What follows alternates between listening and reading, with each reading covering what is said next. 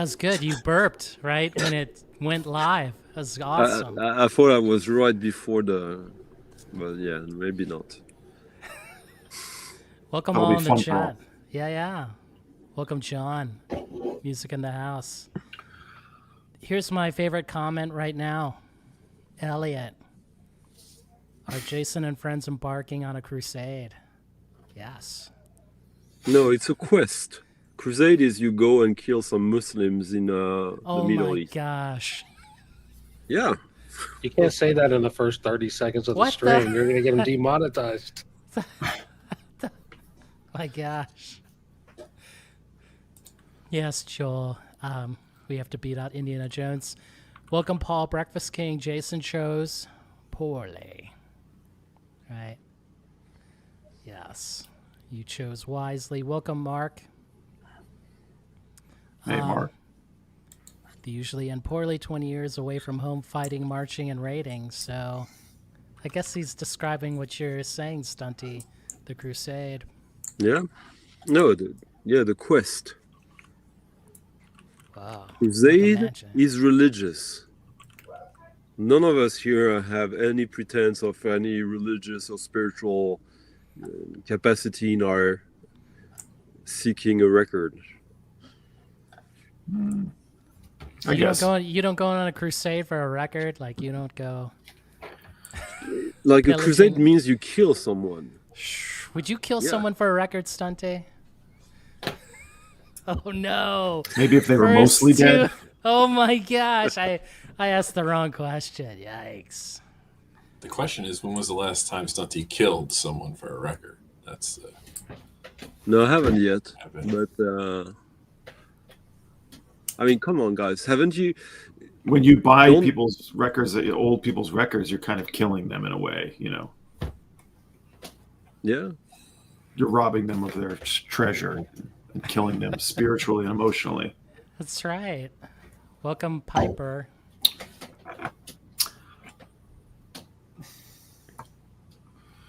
Man, that talk about Violator.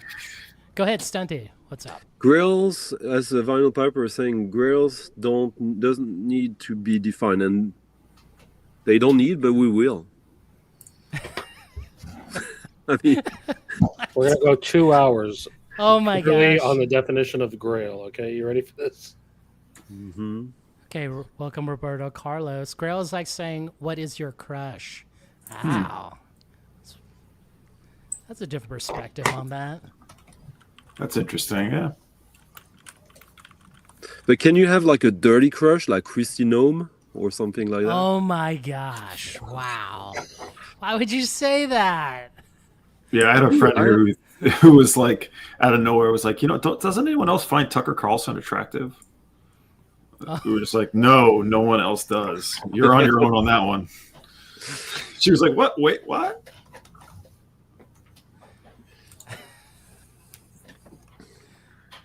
Hey, Sean. Welcome, Sean. Welcome, Johnny Fever. Whitesnake. Oh, don't you be talking about Whitesnake. Hey. There's a lot of Whitesnake girls out there.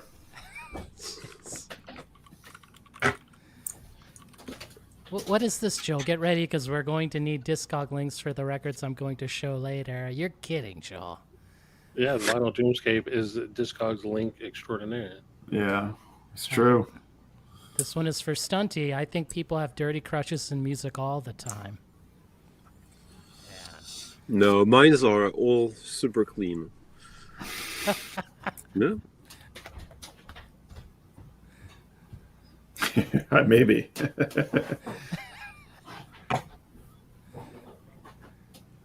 So.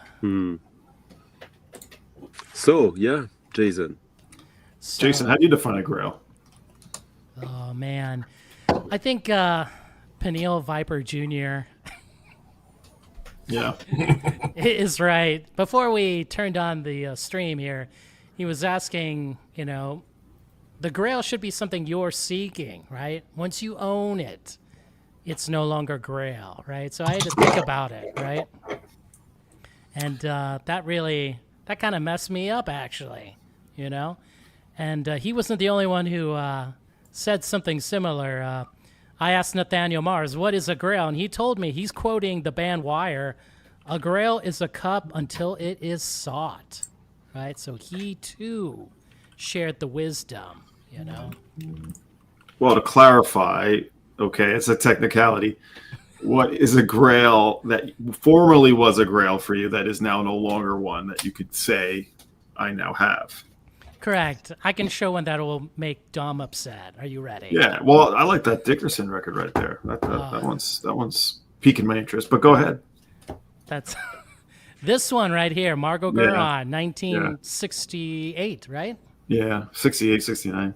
Right, take a picture. Now this is Sunshine Pop, and it has More than just that, though. I know. Yeah. No, go ahead. Go. What else does it have on it? No. You go ahead. I don't want to take the floor. No, you can't. Well, it's something much. She's a great singer. There's a ton of great production on it. It's certainly got its psychedelic flourishes. Great songs.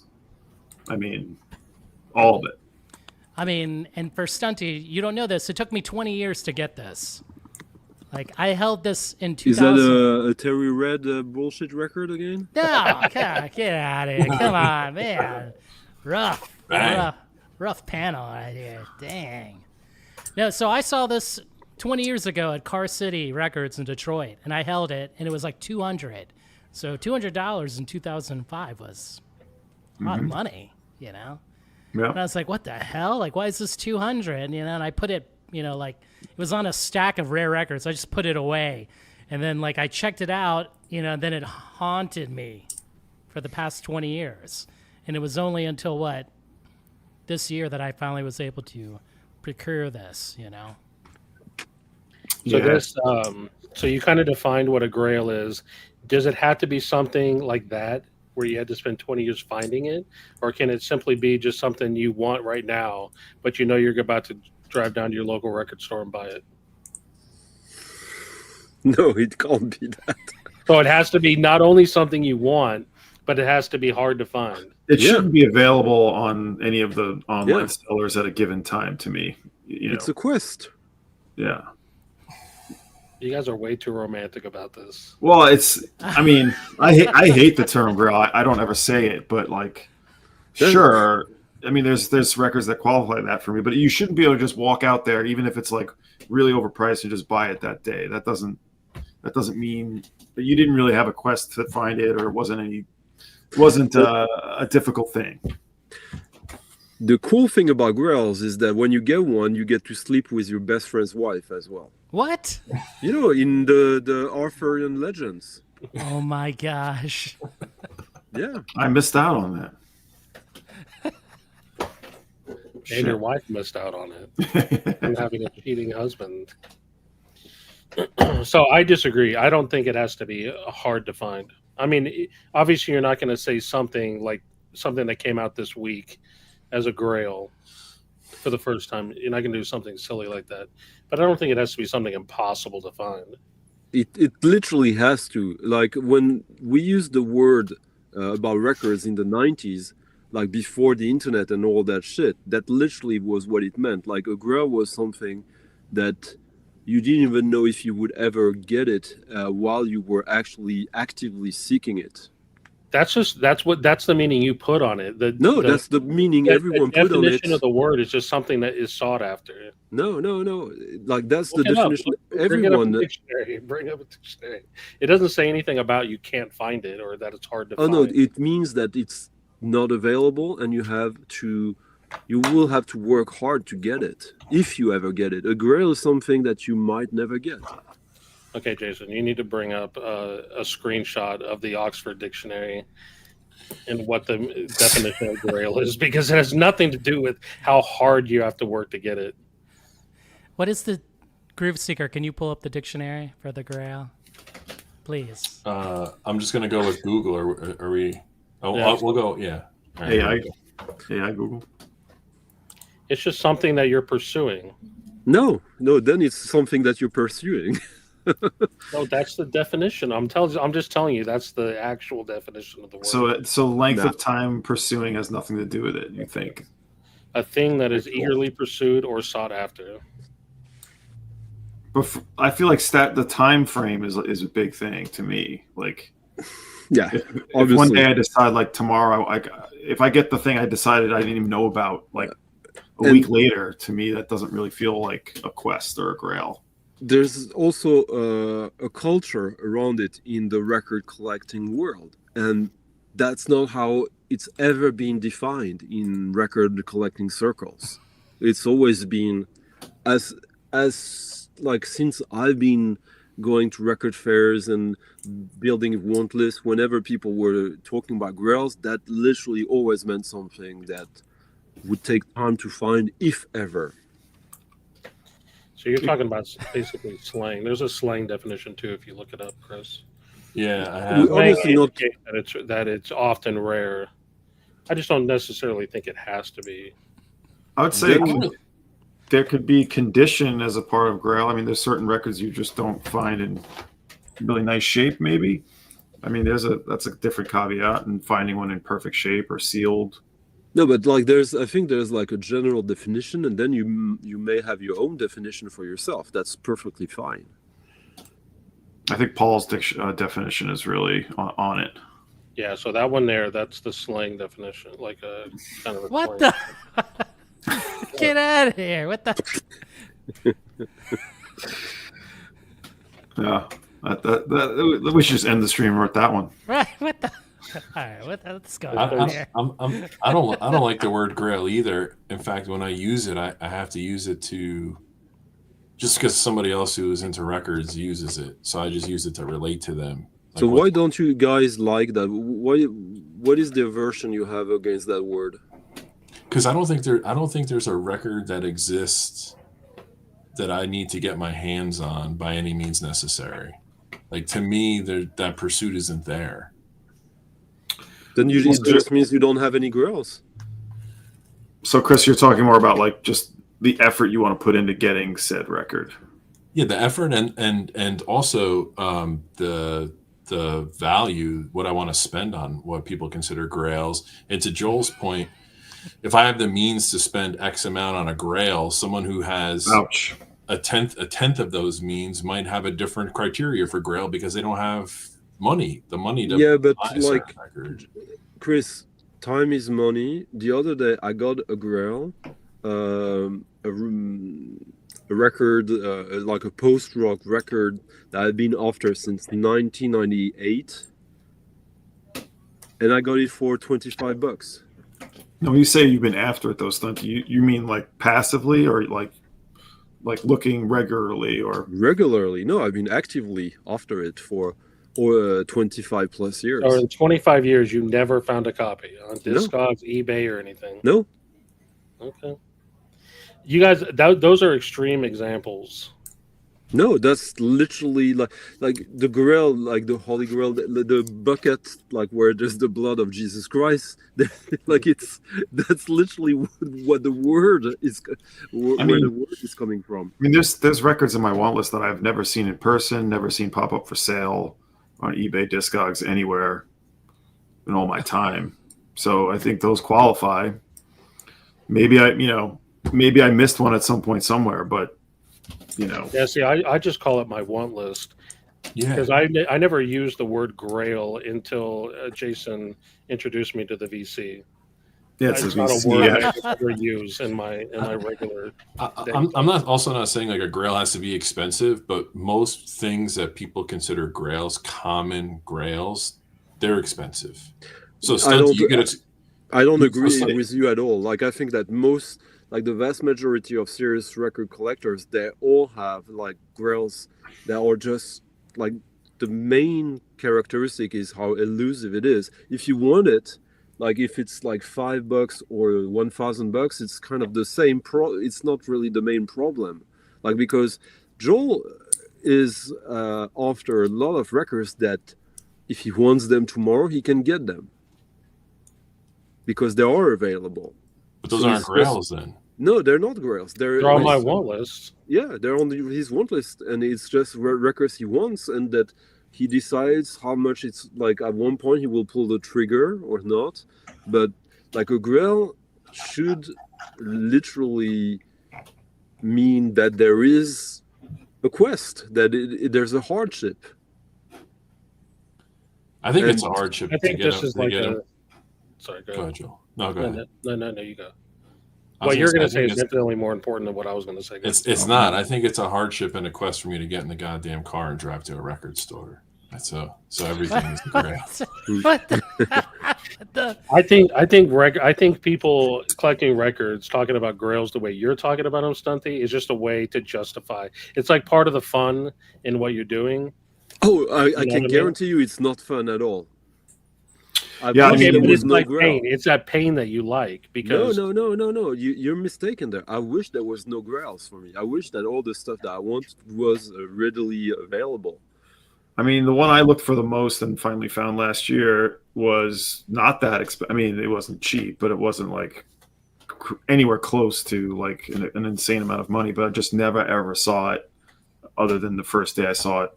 It was a record from 2012 initially, but I looked everywhere for it every day. It was the only thing I actively looked for. Like each day, I would check the same places, you know, without fail. It became more of an obsession, really. So it was just like I couldn't help myself. You know, it just became part of my routine. Like, oh, like let me log in and see who's written to me. Okay, yeah, let me go look for this again. That kind of thing. So that really became that quest for me. But I didn't really want it though. I'm saying I didn't really want that quest. Like I definitely would have been preferred to not be wasting all that time looking for it. So was it fun? I don't know if I would call it fun either. This comment over here. Do you see this comment right here? What is Torture. Paul the new Rob Walker? Yes, he's Court Jester. Lucky you. Yeah. Maybe my taste isn't eclectic enough to find $25 Grails. Maybe that's the problem. No, but like there are records that are so rare that the people who have them, there's no reference point. Like they could sell it, they don't know that it's sought after, and like if there's only like 25 people who are aware of that record and who are hardcore after it, like, but you see, this record, We'll make you big, sure. Oop, not me. You. so this is you can see some of the people from Coil, from Current 93 there. It's an acetate. It was never released as a proper LP, and there's only 30 What? copies of it. 30. that's now But a the Grail thing- on the list. But it's not a Grail for me because I bought it when it was released. Yeah, so why don't you mail it to me, and that way it won't be a Grail to me anymore. Show me your want list right now and show me that it's on it, and we can talk. Jason, you're treating with very dishonest people, I think, here. But What? It's just part of what you got to do to What get the- to get them Grails.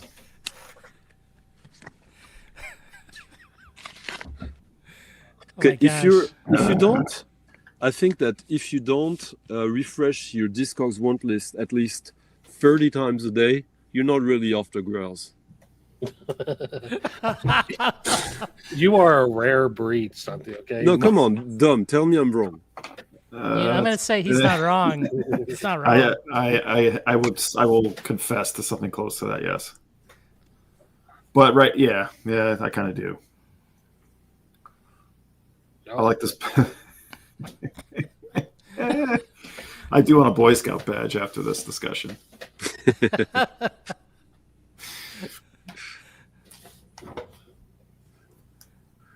It's a little silly. I don't like to use the term either. I just call it like mega want because it's just the. Because Mega One sounds so much more mature. It's my term though. No, you can't take it from me. No one else can use it. Well, I just feel silly. I just feel like the Monty Python. Like that's Monty Python. Respect to Monty Python.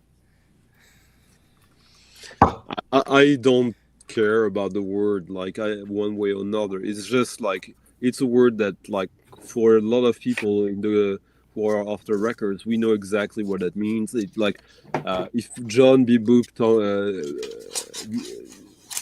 tells me he got a Grail, I know that it's something that's very special for him.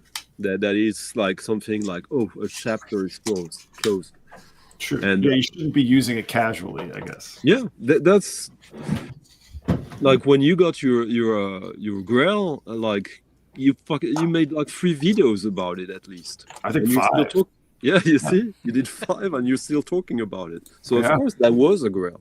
Yeah, I really screwed up the whole history of that record. Santi, No. I just put a link to that record in the chat. Okay, I do was you want giving me the to- Vinyl Dreamscape a chance to put it first, but he was slacking. Chris, can you show this link? Can you hit this? Yeah. I would like to think- hear you it. think- It wasn't on my one list, but I would like to hear it at least. Oh, there's a guess- CD version of that. You can get it on CD.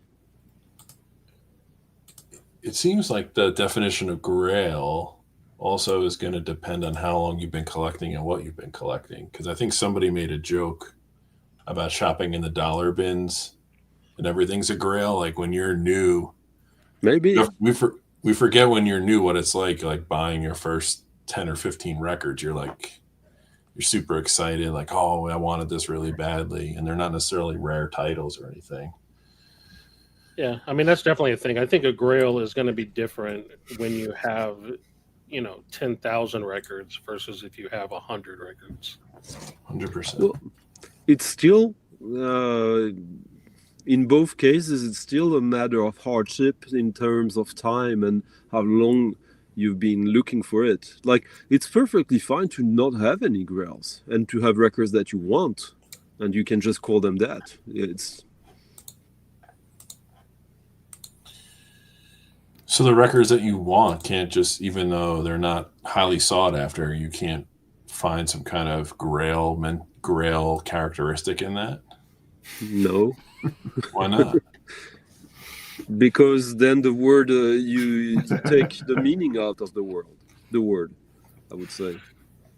And it's not that it's like a Grail is like you guys think a Grail is not better than anything else. It's just that there are certain records that if you want them, like it's gonna. Like the other day, I discovered a record that I knew nothing about. A Zouk record. I knew nothing about that record like a few days before it, and the day before. And I look everywhere online, and there's no copies anywhere. And I see that like very few people have it, like maybe 5-6 people. And then I end up finding it in a sort of a local marketplace in the country of origin. So there was no hardship. It was a hardship for like half an hour. So that will be a Grail for the next person who wants it, but it wasn't for me. But it could have become one. I guess. But that's a fun circumstance. The fact that Yeah. you really get it like that, that's where it's fun. Yeah, but I think a Grail becomes such under circumstances.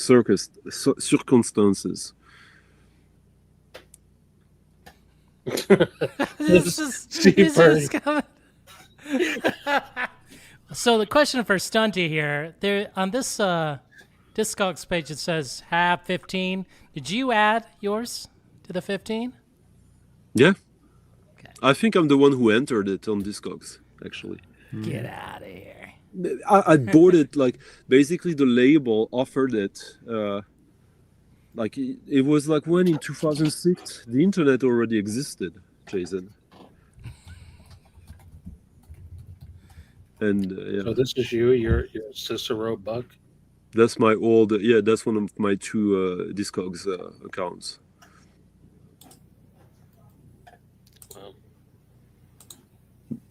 I find it hard to believe that out of the 30 copies, half of them were using Discogs, but I guess it's possible.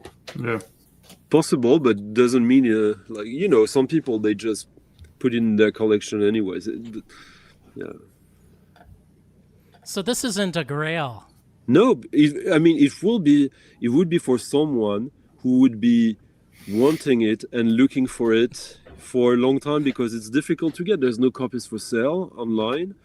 But for me, it never was because it was just a more expensive new record than usual. I think they sold it for like 80 or 90 bucks back You're not then. going to find it on eBay. No, What? you will, but like one time you have to be Check active. Grip Sweat or Yeah, exactly. Nurse with Wound, it's hard. I mean, they have so many things. It's hard to like. How much of their catalog you think you have? 98% on vinyl, maybe more, 99%. There's there's a copy that sold for £500 in 2023. On eBay? This is, let's see, must have been eBay. if it's on Pop Psych, then it's from eBay. Yeah. Well, this is Grip Sweat, same thing. Oh yeah. Grip Sweat. Yeah, because Pop Psych makes you make an account now and everything, and they limit the amount of searches. So Grip Sweat, that's your other outlet. You And see Grip this Sweat comment? also lists upcoming auctions, right, Dom? Yeah.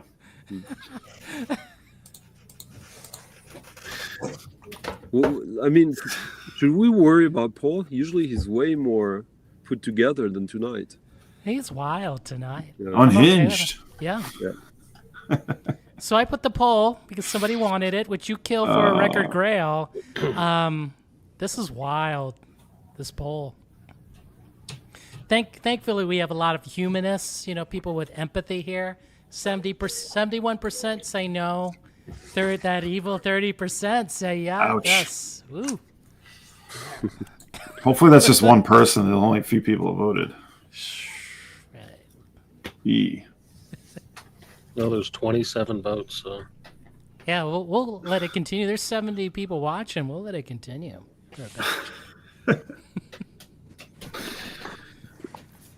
Yeah, I mean, there is that other, kind of this comment here about like Grails that you adopt because other people in the, you saw someone talking about it on a YouTube video. There's a little bit of that going on. But like, it can't be a Grail for you unless you start to. I mean, if you hear that this is a Grail for, I don't know, for Dom, for me, for whomever, it's not going to be a Grail for you until you start to feel it for yourself. Like, oh shit, I want this, and this is difficult. I might never. Like, I really think that, like, I remember back in the mid-90s, and Dom, tell me how you feel about that as well. But we used to make lists, want lists. But it was not really want lists. It was more checklists because, like, I remember I could make a list of 100 records, and in my mind, like, I was hoping maybe I'll get like 15% of them by the time I'm old or dead, and I'd be happy with that. Now, at the same list, if I don't have 90% of that list, it means I didn't really want them. So it's completely different now. Like, if you, so that gives us an even more acute definition of. Yeah. I used to just have like endless pieces of paper. I would write just band names or things down on, and I'd keep them in my little wallet, and they get all tattered. And I'd take it out and unfold it. It was pathetic. But it's what I had. It's what I did. Yeah, the amount of time you spent typing and stuff like that. Yeah, but so it's when people say this is a Grail, that means not. That doesn't mean much. That I agree. For you to say it yourself, it has to have some meaning to you. Otherwise, like, yeah. So I think we have some disagreement here on what we feel a Grail is. Stunty has his definition. What is your definition? Mine? Yeah. I don't think to me. I think it's a synonym of your want list. And it maybe adds a little bit more emphasis, but it doesn't have to be something you can't get. No one said that you can't get it. Well, it doesn't have to be something I have to like struggle for 25 years to get either. Then it's not a Grail. It's just a record on your is. want list. You don't get No. to define it. I'm going Yes, by I the do. Oxford I do Dictionary. because we've been using that word for like 50 I'm years. redefining it, making Grails Grail again. I just have Sure. a different definition. I mean, there's nothing other- I've done for 20 years that I can't get. Like There's levels to it. There's also just like, oh, I found a really rare record today. Fucking awesome. Like it doesn't have to be like this almighty level. I think Monch's comment is actually spot on. If you couldn't memorize them, they weren't Grails. Like I can name you all my Grails. Like I can, like literally, I know them. They are in my brain all the time. Yeah, we all have our want list in our brain too. Can you name can you name 20 Grails in your right now? That I personally want. Records that are difficult to find. Yeah. Well, no, because I only have one. I don't have 20 of them. Yeah. Then okay. But you and I are different. I'm also not like scouring the Discogs style feed, trying to find new music to listen to. Like there's already stuff that I already know that I want to listen to that I don't have to go searching for. You know what I mean? So what is your Grail? You're Different. the only one you have. I want an OG copy of Two Dark Park. Well, And it's you not can been get it. difficult You to can get it tomorrow. I know I could. So that's not a Grail. I That's didn't never, say it ever- was. I already said I don't use that word. Yeah. It's Well, number one on my want list. Then And the let stuff- us and I let the have a- people. Like, So Why Joel, would- what's your metric for that? So that means like if you saw it in the store, you're waiting to see it in the store, you're waiting for the Yeah. right price, like. Yeah, I had some records that I was going to show and kind of talk about a little bit. But yeah, basically, there's things that I'm waiting to see in a store, basically because I want to, or at a show or something, because I want to make sure it's in good condition. I've lost trust in Discogs, and I don't order from overseas on Discogs anymore because I've been burned too many times. And the reality is, like, if you order something from overseas, I can't easily return it and get my money back. So I just don't. I'm order. going through that right now, actually. Something I gotta settle with a seller in Germany. I find that especially the stores in Europe, they're very dishonest about their grading. I think they just put VG plus and near mint on everything without any regard to what that word means. You really have to go with someone you've worked with before, a store you've gone with before. It's the only way, really, especially if it's abroad. Yeah. but what I don't understand is why would people argue about defining Grail in a way that is not new when they don't have Grails themselves?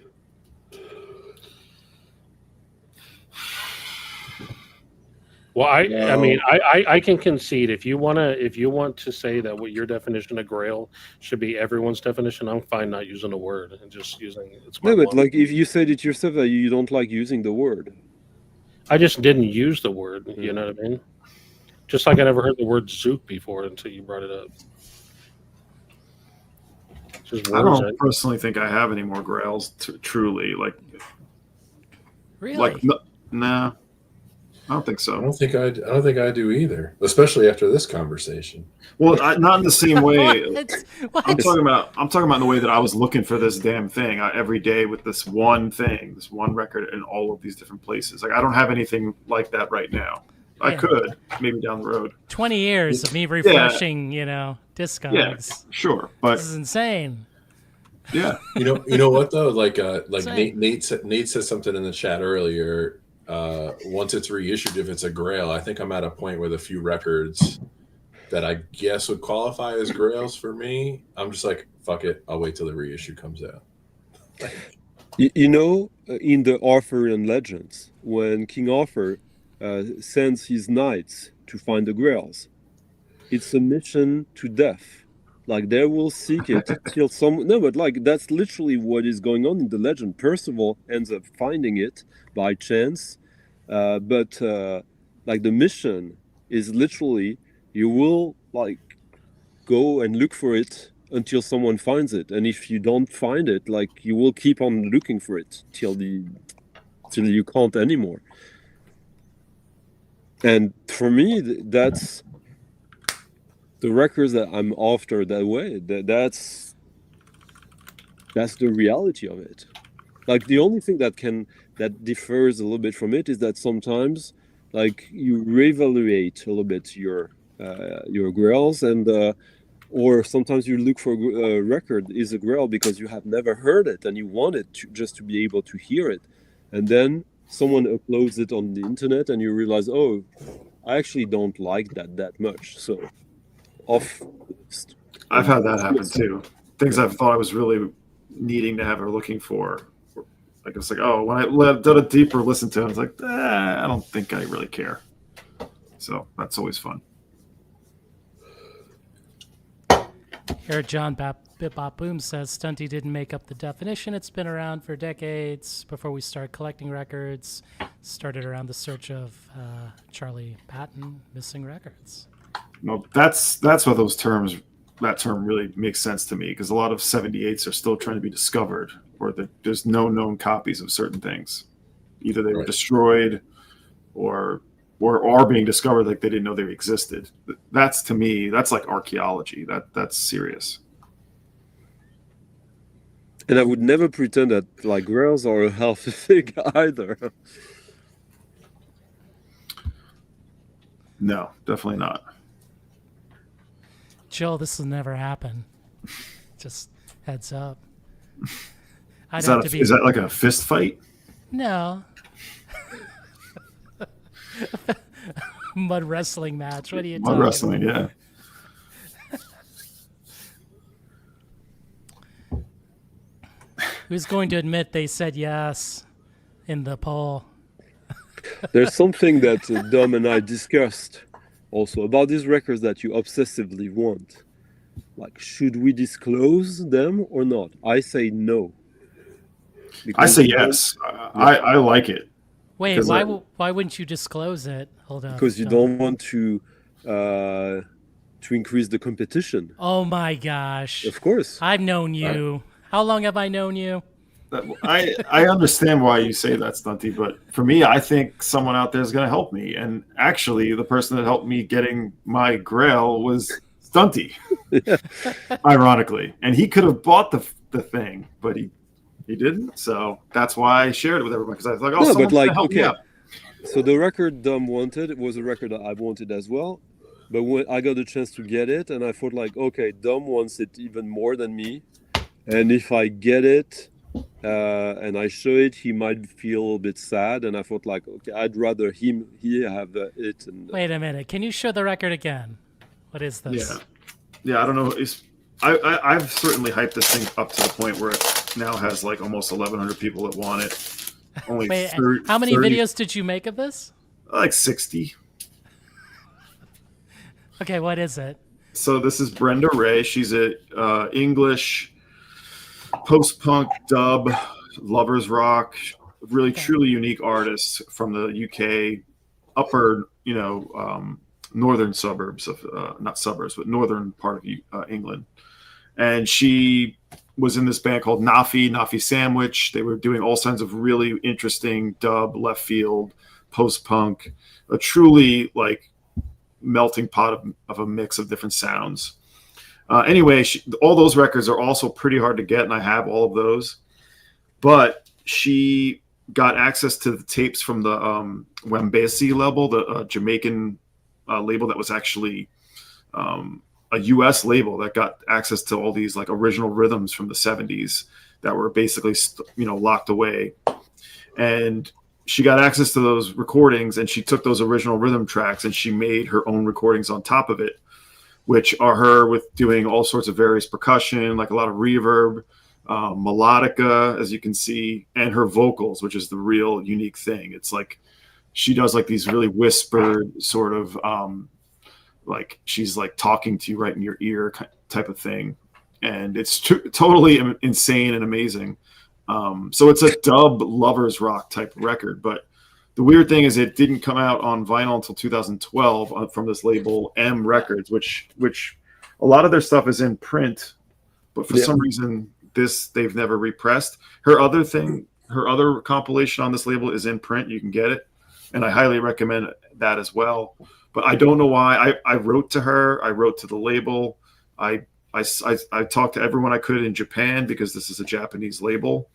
I tried calling the record store from like the town where she was from. They didn't know what the fuck I was talking about. And so it came out in 2012, and I used to work at Kim's Music in Manhattan. The store I was at was I forgot, I can't remember the last iteration. It wasn't Mondo Kim's. Anyway, on First Avenue. And we saw it came onto the store, the CDs and the record for $30. They had like one copy of this, and they had the CDs. I decided, $30 for a record in 2012. No, not doing it. So I bought the CD, which I've had since. And I've been looking for it ever since because it was never around after that. Now I should have probably been looking for it harder around that time, but I didn't. I sort of forgot a little bit about it, and I kept figuring, I'll find it at some point. Never saw it, and I don't know how many they made. Maybe 300. Don't know. Probably, yeah. If 200 or 300, I would say. So the obvious place I kept checking was Discogs, and I missed a copy in 2023. And then, ironically, a copy sold in June and a copy sold 4 days ago for $300-something, which is about double what I ended up paying for this. But also tell maybe how you got it, like the technicality. Well, so because it was in Japan, a Japanese label, I definitely started looking in Japan, and I was talking with Jose John Bong, and he found like all of these sketchy like Japanese sites that were purportedly selling it, which I tried to buy, and I went as far down the scam wormhole as I possibly could before I realized like didn't you also involve your brother at one point? I was trying to hype Yes. you to use him. You did. My brother works for Honda. He lives here, but he goes to Japan all the time. So he put me in touch with somebody in Japan. I also talked to Michael Ricefield. He tried to help me as well. But my brother put me in touch with someone he was pretty good friends with in Japan. And he not only told me what I was looking at was a scam, because I had two different places that were purportedly selling. He's like, no, those are scams. And he wasn't really a music guy. He liked jazz, and he was like a small CD collector. So he couldn't really help me like in a profound way, but he definitely told me like where to look. And so there are these auction sites, which some of you may know, that are Yahoo Auctions, Mercari.jp. And that's where this ended up turning out. That Stunty saw, because I was looking on these sites, but I wasn't looking that day, and Stunty saw it, and he sent it my way. And I ended up winning the auction by a fraction. I just barely won it. Last November, while I was in New York for WFMU, actually. So you guys see, like that's a Grail, or was until, because like all the space, the mind space, this had in Dom's life, and all these like almost indulging like sketchy scam auctions and all that. Yeah. And, right, Jose. Yeah. And so you're ready to do some crazy stuff and to make it take some place in your life. That's the Grail. Like, I think. I will say, the longer it went on, the harder I started looking. I probably, like I said, I should have been like probably scouring things a little bit earlier, because in 2012 I certainly could have found it on Discogs, or I don't know how many. I mean, if you look, there's not many copies that have sold. And I think Herkimer was saying maybe there was only 100. That could be true. If there's only 33 who say they have it. So yeah, in Japan they often do 100 copies of like dub records. And this is a white label, like it's very bare bones. It just has a stamp on it on the record. There's no insert or anything. But it's a silkscreen cover, so it is nice, But yeah, I mean, check the record out. I've talked about it a shitload, but check the record out if no one knows it. It's something really unique and interesting about it, and it's really good. So, Dom, question for you: did you cry when you won the auction, or cried when you received the record, or both? Well, I was with Brandon Faust in the Head when we were driving back from New York, and I was kept refreshing the Japanese auction site because it was showing that I had the high bid, but it didn't show me. It was weird. It didn't look like I won, but it said that I had the high bid according to what I put in. But it took like a day before it was updated to the point where then I finally got the "No, you won. Here's the invoice," that type of thing. And I was with Brandon, and I was like, I won it, and he laughed. But no, when I got it, it was definitely like I was like holding true treasure. It felt like that for sure. I don't think I shed any tears though. No. I have a Grail story that involves John Bip Bob Boom actually. Cool. Years and years ago, I think it was about like 13, 14 years ago. So one of my biggest Grails was an Iranian electronic music LP on the Folkways. Dariush Dolat Sai, he has 2 LPs there. One is very rare and one is invisible. And someone had it on Discogs for the very first time, $200. And I bought it, and when the guy saw I was not in the US, he canceled the auction, or he canceled the sale, and he hid his account because I was like messaging him and all that. And he was not someone used to selling records. So what I did is I went on Craigslist because I had just caught his address on Discogs. I could see it, and I took a screen cap of it, and I went on Craigslist to find someone who lived in his city, and hired a guy, his time, just to go and knock on the door of the guy, like 6,000 kilometers away from where I am, or 8,000 maybe, and to tell him that here's $100, please give me the record, and just to hope for him being just like the error system, and like, okay, and that's what happened. Years later, a second copy of this turns up on Instagram, a shop that shows it in Boston, and they don't sell online. And I thought, like, I'm gonna get my second copy of it. And I asked John to go and get it for me, and which he did. But it was not at all the same taste as the first one.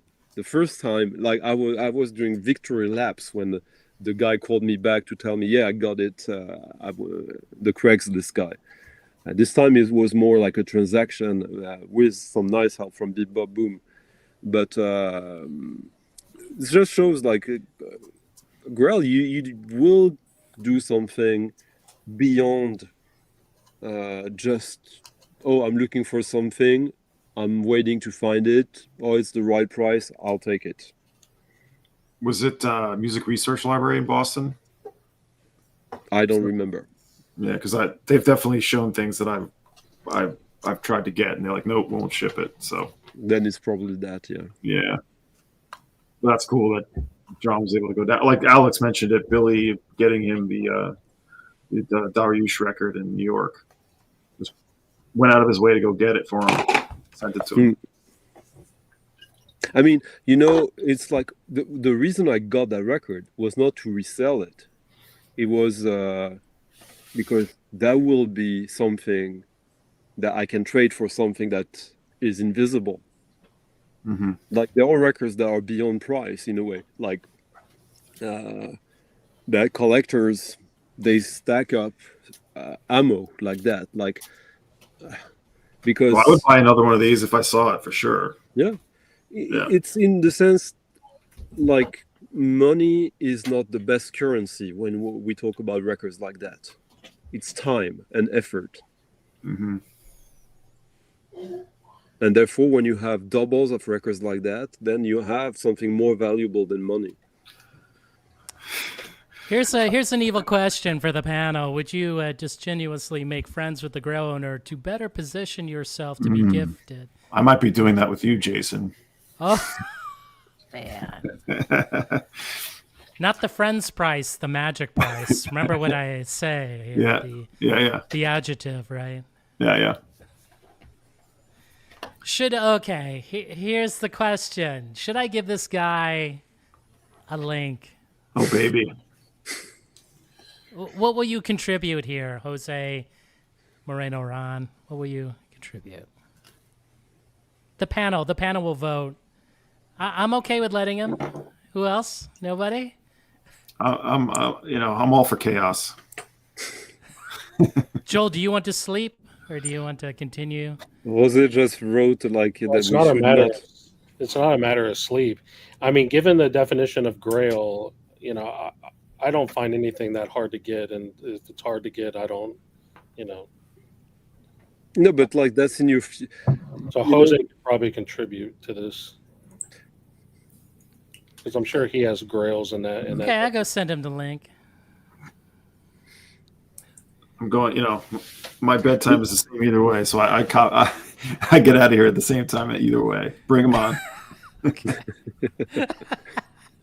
All right, let me go put this, the word to Paul. We're gonna put the timer on him. If he goes more than 15 minutes on any without stopping, we can just disconnect and just let him keep going. Hey, Nick. We're trying to do this right. Let me see here.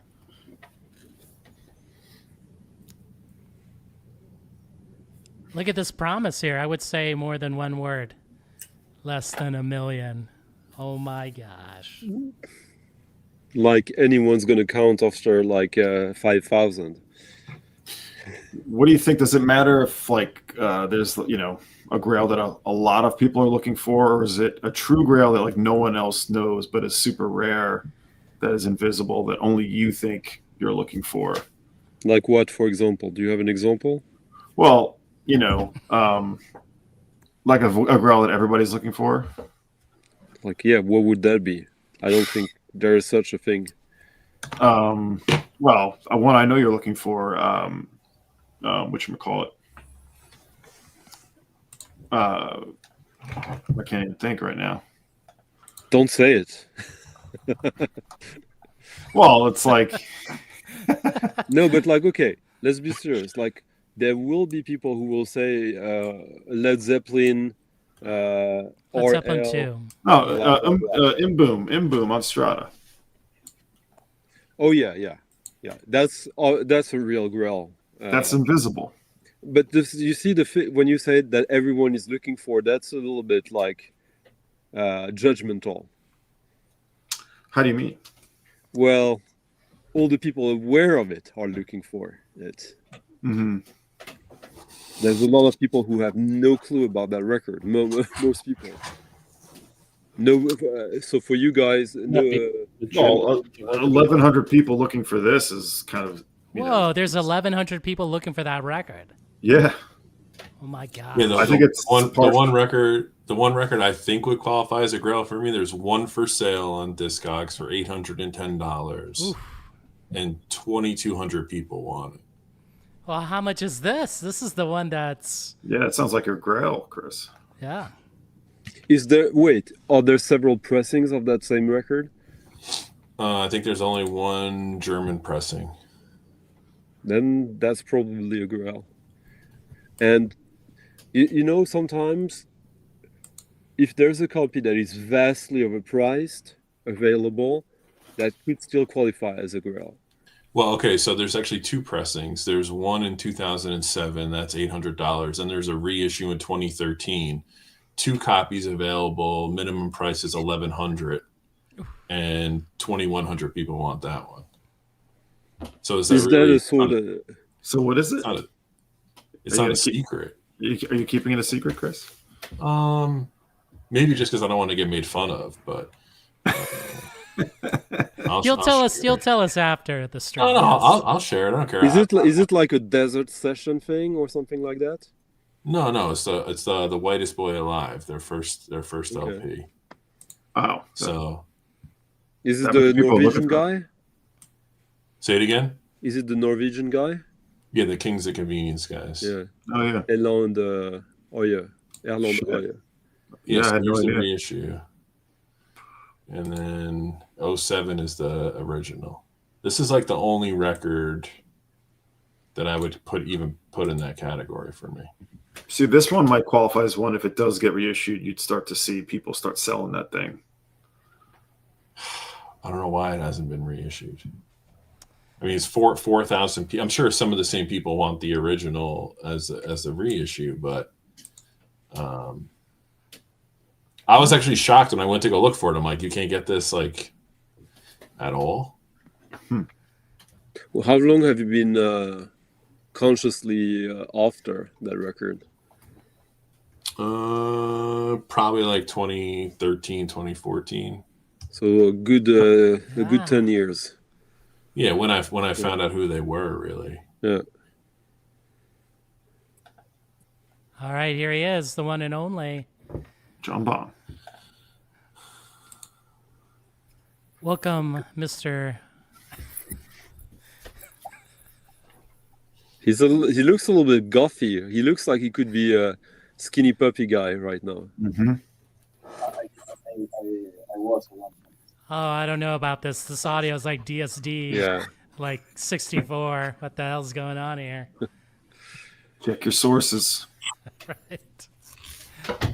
Check your mic. Check your mic. You know, actually, I'm only here because, well, maybe some will tell us over here.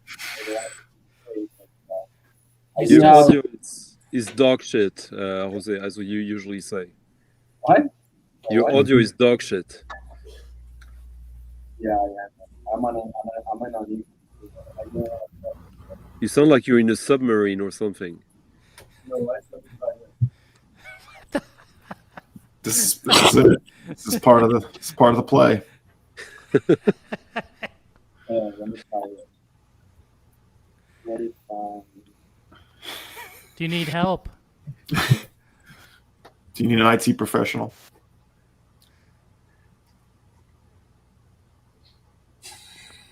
You were like that mic. My gosh. There we go. Now, Oh yes! Yeah. Wow, look at that. Man, come on now. fuck everyone here. All right. What do you mean, fuck everyone here? I let you up. You asked. It was just me trying the microphone. Don't get angry. No, I have the story that I was gonna say is that I have actually a Grail for Stunty. Yeah.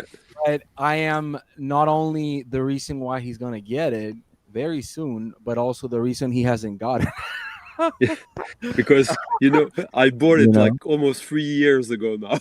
No, it's like 2.5. Don't. Yeah. Fuck. No, it was in the fall 2.5 years ago. So almost You're 3 years. like one of those kids that say I'm 3 1/4 or some shit like that. When you're Is this asking the one that them. I got roped into somehow? No, this is a record that That insane trade, like that insane transaction. Okay, all right. well, Just check. no, it wasn't. No, actually it wasn't straightforward at all. But it was better than one would think. And the fourth person was involved, if I remember correctly. Not really. It's No, more it was- that like we had to put a lot of trust in that. No, actually, there is like 4 or 5 people, and then I'll tell it quickly. But basically, Stunty like it was like 3 years ago. But he told me like, you know what, you piece of shit, like it's not true. You can't find like look for this record, and I was like, all right, and I took it like hard. I was like, you know what, I actually have to find this record. So I went to hell. I went to like so many options, and then all of a sudden, this one guy. It's a Chilean record. That's all. I'm Yeah, gonna the say. reason why Jose was useful is because it's a South American record. Which I'm not there, by the way. I'm as far away as Dom is from like Hawaii, some shit like that. You're still But- closer than me. No, of course.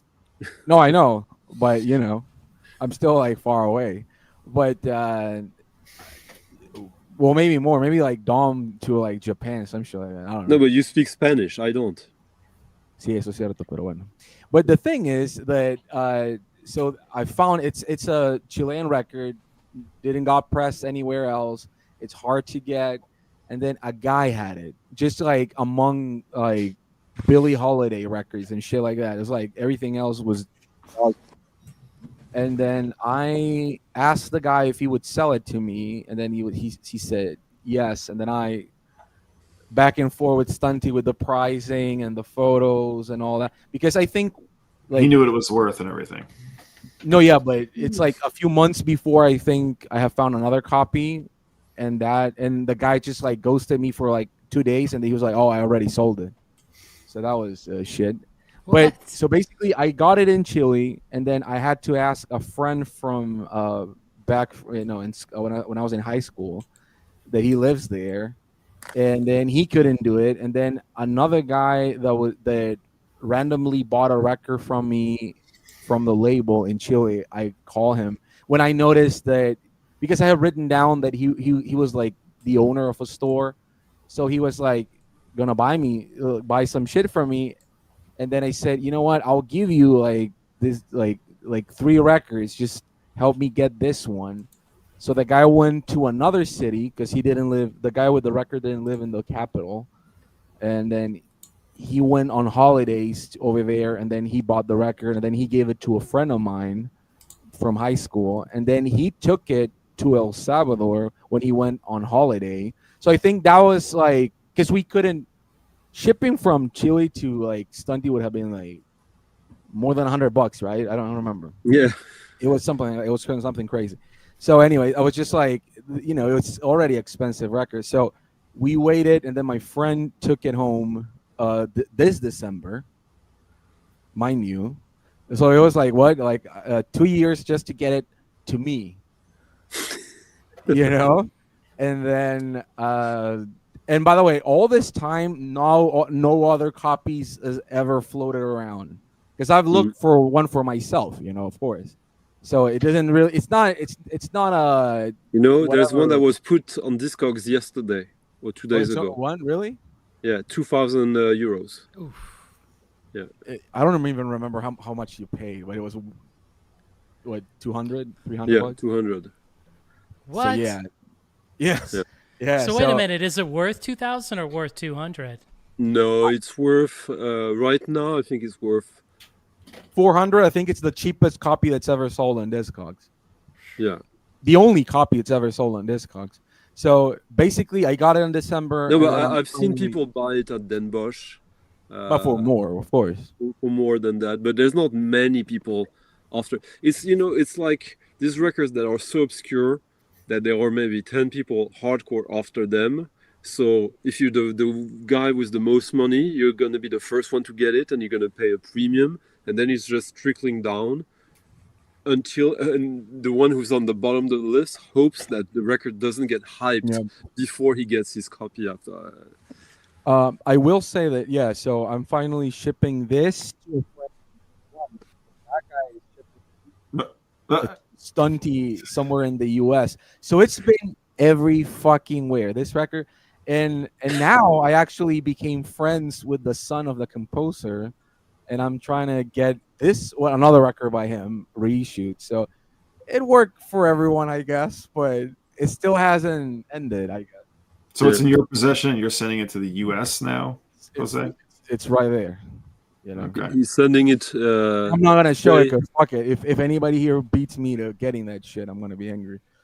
So 3 years looking for that record for myself as well, because I found like 2 other records by the same guy, and then like I thought one guy was gonna scam me, and the other guy was just weird because there's no PayPal per se in So this record, I've been after it since like 1999, and the way I got aware of that record is that back then on eBay, we were very few people looking for like avant-garde records and stuff like that. That was even before Discogs, and so we were sending each other our want lists, and of course, the want list of someone else was mighty interesting back then because that was information. And this guy, yes, was one of the big active guys, dealers from Greece, Stelios, Kostas. He had all these records from Oh, that guy buys from me. yeah, well, Red Dom. You probably saw his name, Red Desert. Mm-hmm. Yeah, and so he was after these, and so okay, this looks interesting, and no one had Me heard neither. these records. Well, they are, you know, it's actually a Philips record, but this is, you know, it's experimental music, but you have to understand that not a lot of copies. His son told me that maybe 500 copies got made. Yeah, He used to thought early it was like 70s. 1,000. Yeah, but it's like early, you know, Early 70s. early experimental music from there, which is very important. Actually, his son's been doing like a compilation of his father's work for like 2 or 3 years as well. So it's just an impossible to get record. And he has one more famous record which Stunty doesn't like, which it's a novelty record. But, Yeah, I have it. yeah, not but you that know, good. it's a different beast. So It's like a Moog record. even more novelty than that. Yeah, So the is worst this part like is go ahead. no, I think you guys, one of you guys, I think we talked about this record before, but I don't remember what it was. So, Well, you'll know soon on my stream. yeah, I forgot. I probably put it in my want list. Who knows? Plus, who knows? Because this guy has another record that I'm after. So Well, yeah, and we'll talk about it later. yeah. But you know, it's just his son promised me he was going to look really hard for a copy, and I hope he does. That's all I'm going to say about that. Because the one that Stunty doesn't like, he told me he has like a lot of copies he can give me, and I was like, oh yeah, all right. But the one that I want to reissue, no, there's no. So, are you talking to his son about reissuing it as well? Yeah, Yeah. but he told me that like He's been trying to reissue it himself for a long or some time. not that one, not that one. So no, but yeah. So his dad has like compilations in CD form that he released while he was still alive, but more or less of stuff he released when he was alive, and he wants to press that on vinyl, but he had to look for like the Chilean government is investing money for this record to be released because it's just an impossible to get stuff. But you know, so I'm only gonna say that I agree with the sentiment that a Grail is something that constantly lives in your mind, and it's not something that it could be, but most of the time, like I don't know what Stunty would say about this, but I would say that most Grails are not that expensive. They're just impossible to get. Because I mean they are expensive, right? They're more than $100 sometimes, of course. But it's just some records that don't show up. You know, it takes forever. You have to bother every single human being on Discogs that claims to have it. On Earth in this case. Yeah, I definitely did all that. I emailed every single person that had this damn record. Well, Whoa. I don't know if I've told you, but when I was looking for your record that Santi also wanted, I talked with the label and I was like, hey man, like why don't we just like I'll put like half and we just do like 300 more. And they were like, no, we don't want to do it. It was such a hassle. And I was like, but why don't you do just like a normal cover? You don't have to do like a, you know, let the first edition be the first edition. But they really didn't give a fuck about it. You talked with M Records? Yes. You did? Okay. Yeah, for like a month. Did they tell you why? Did they tell you why they weren't? I talked with them as well, and they told me that like they just liked it to be that way. Like it was a little bit of a snobbish thing. It was. I think, for example, I'll tell you that I'm gonna reissue the fastest selling record in on my label, which is the most one. and I'm gonna do it because it sold out in a day. I was like so like ecstatic. Like, oh my god, it sold in a day, and I had a good vacation. Last time I had a vacation, and I'm gonna do it finally because I found the right way of doing it, which is like leaving the first pressing be the first pressing, and then these versions will be like. Personally, I think they're gonna be better than the first pressing, but it's gonna have different in some way. it's gonna have a two-sided poster with some Masami paintings of some seals, which just sounds amazing, right? Probably not, but it does. It is. And I actually found a lot of good people working on that one. The owner of Capture Tracks reached out. Like Sniper. Yes, he wanted some copies. I was like, hey, can you just wait? And I was like, no, just sell me whatever you have. And I was like, all right. Nice. But, yeah, that guy's nice. That's a great store. I don't Yeah. But He's you friendly know, with us, yeah. Joel, the thing is, when you've had a record living in your mind for that long, then you will. That's what happens. I think it's not that we are just different or anything. It's just like a structural problem. I think that's a key distinction. What Jose said. I mean, like if it's in your mind, like if someone asks you what are you looking for, and if you can't name it, then I don't think it's truly like something that you're obsessed with. I wouldn't name mine. I'm being honest, guys. I want to help you guys find these things. No, I have. It can't be as hard as you guys are making. You shouldn't have to consult your paper or your notebook or your Discogs. Yeah, because sometimes if it's just the money, I don't consider it a grail because, look, for example, I'll say one that I've been saying like on Surface Noise or whatever, but there's a David Byrne and Brian Eno record called "Everything That Happened Will Happen Today." That's expensive. It's there. Yeah, it's like $200 now. I remember telling my sister to go to buy it for me when I was in a kid, and she came here to study. So, but it's there. I mean, if I wanted to spend that money, it's there. But there are other records that, for example, there's a Hope Sandoval record that only came out in the UK. Her second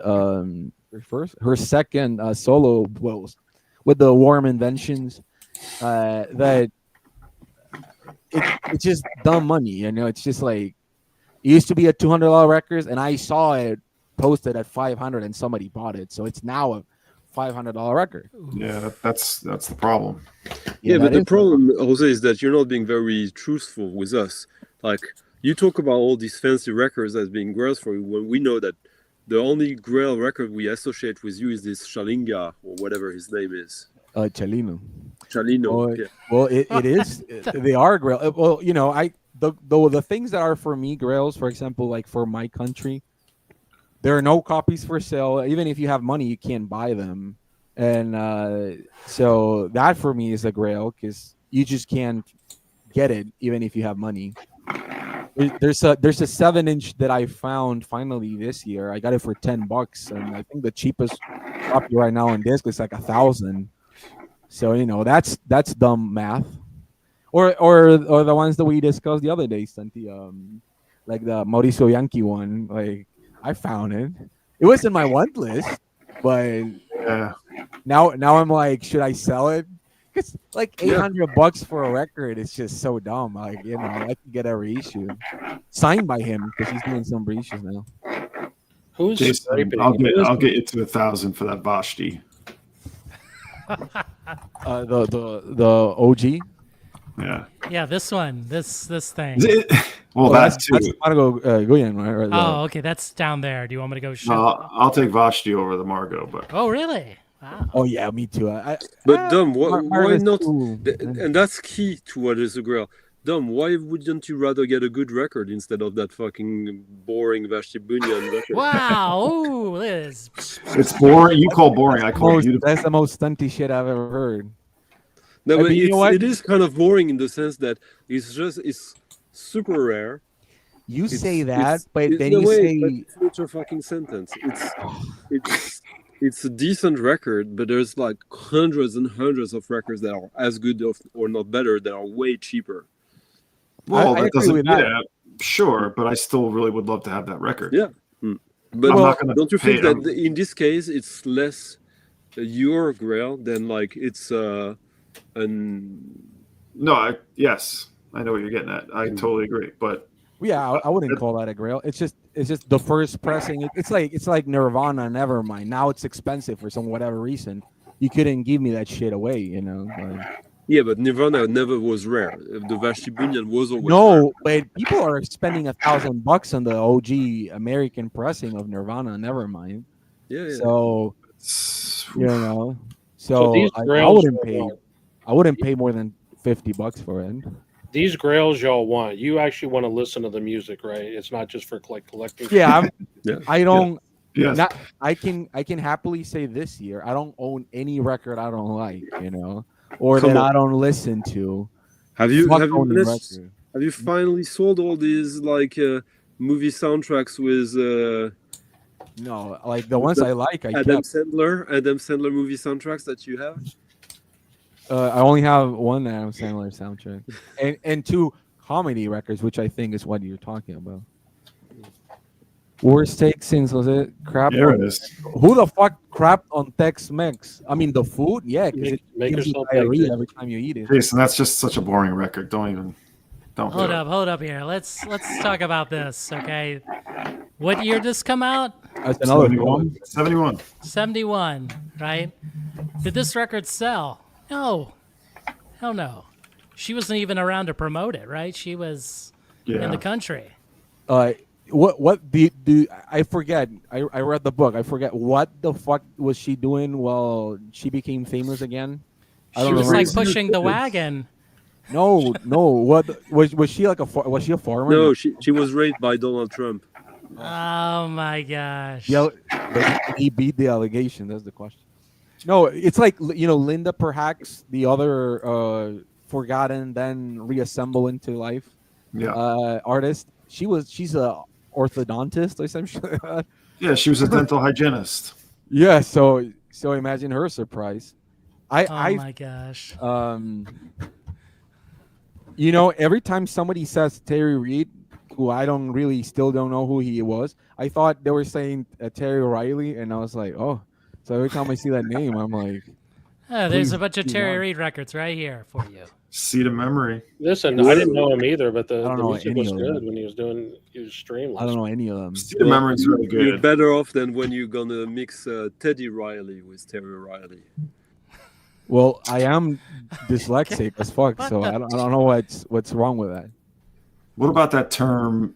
I just got a record I never thought I would own. What about that? Is that a Grail? Is that the same No. thing?